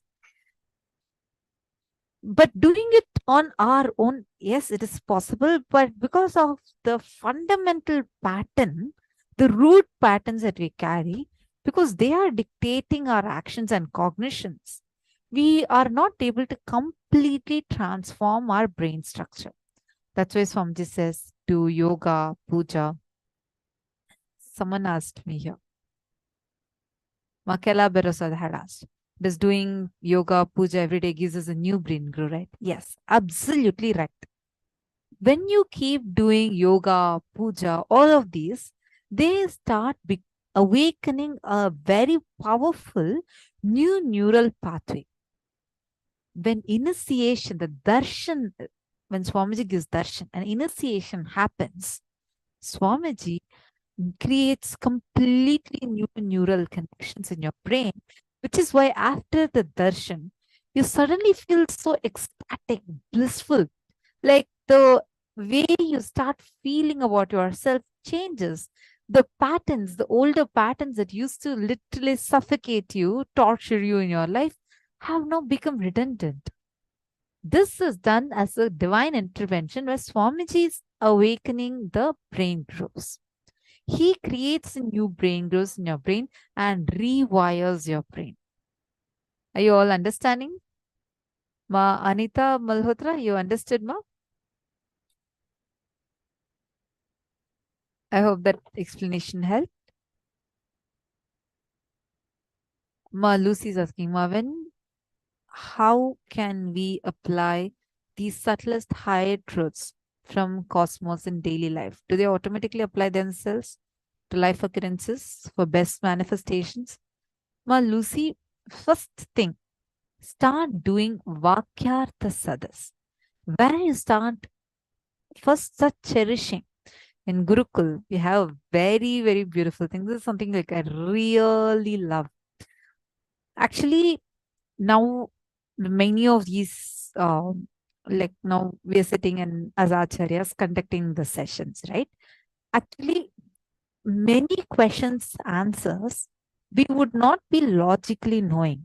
But because of being with Swamiji and like literally doing this Vakyatsadas and just living this life, Swamiji will download these answers inside us so many times. I've seen, like, logically, I would not be knowing the answers for many of the questions.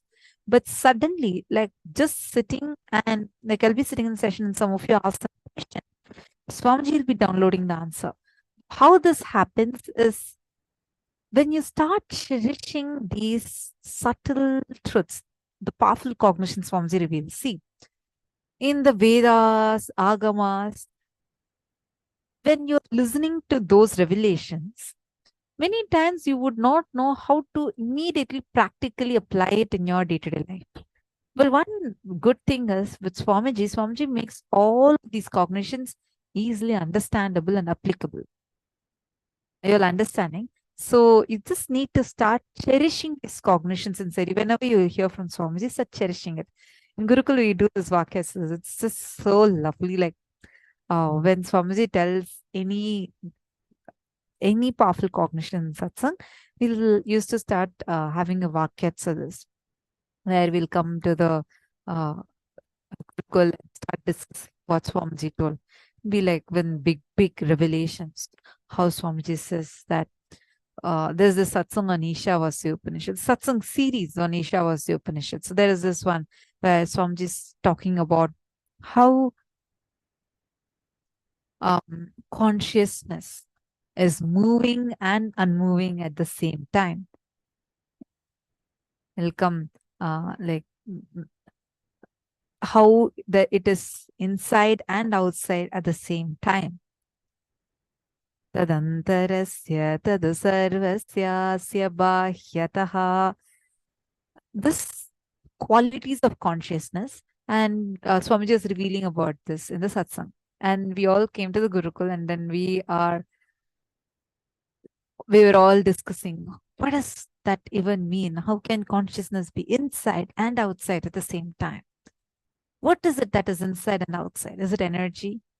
Or what does that mean? Okay, when you say something is inside, it is inside. Like we start discussing, we start having a debate and a discussion. Even in debates, you usually feel like, you should prove the other person wrong with your logic.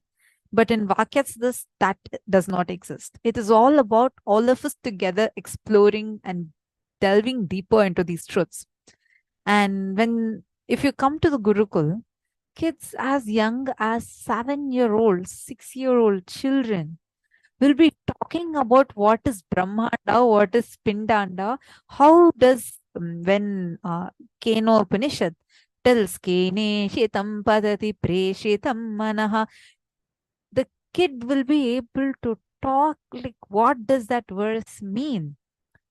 Or when Bhagavan in Bhagavad Gita, he declares that everything is like we are all beyond time. What does he mean? Because Swamiji has decoded all of these scriptures and revealed it to us in a way we all can understand. And you just take that cognition and start cherishing it. You just need to start chewing it, like how you take a sugar cane and chew the sugar cane, right? And more you chew upon it, you get the juice more and more. Same way, at least the sugar cane, the juice gets over in some time. But with these powerful cognition, the juice never gets over. Every time you cherish it, you'll have a newer and a newer click. And that awakens the subtle grooves in your brain, makes it so powerful to grasp anything, makes you so alive, fresh, and active. You will suddenly start feeling so much of expansion happening in you. The way you relate with life transforms completely. That is why you should always do Vakyastas. Always cherish these powerful cognitions. It's very, very interesting the way how it happens and how Swamiji will manifest these cognitions as experiences for you.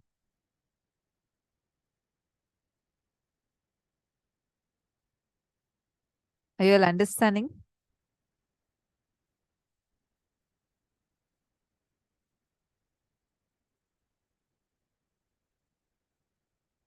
See, I request all the participants to post if you are understanding and post what you have understood also. Because these understandings and what exactly you are going to get as an experience in today's darshan, all of these are very important. This is the preparation for the darshan. Okay. So now with this, let's move on to any other questions anyone else has. You all can post if you have any questions.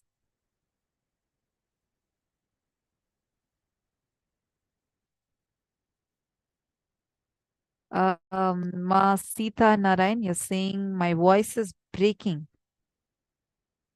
I apologize for that. Is my audio fine for everyone else?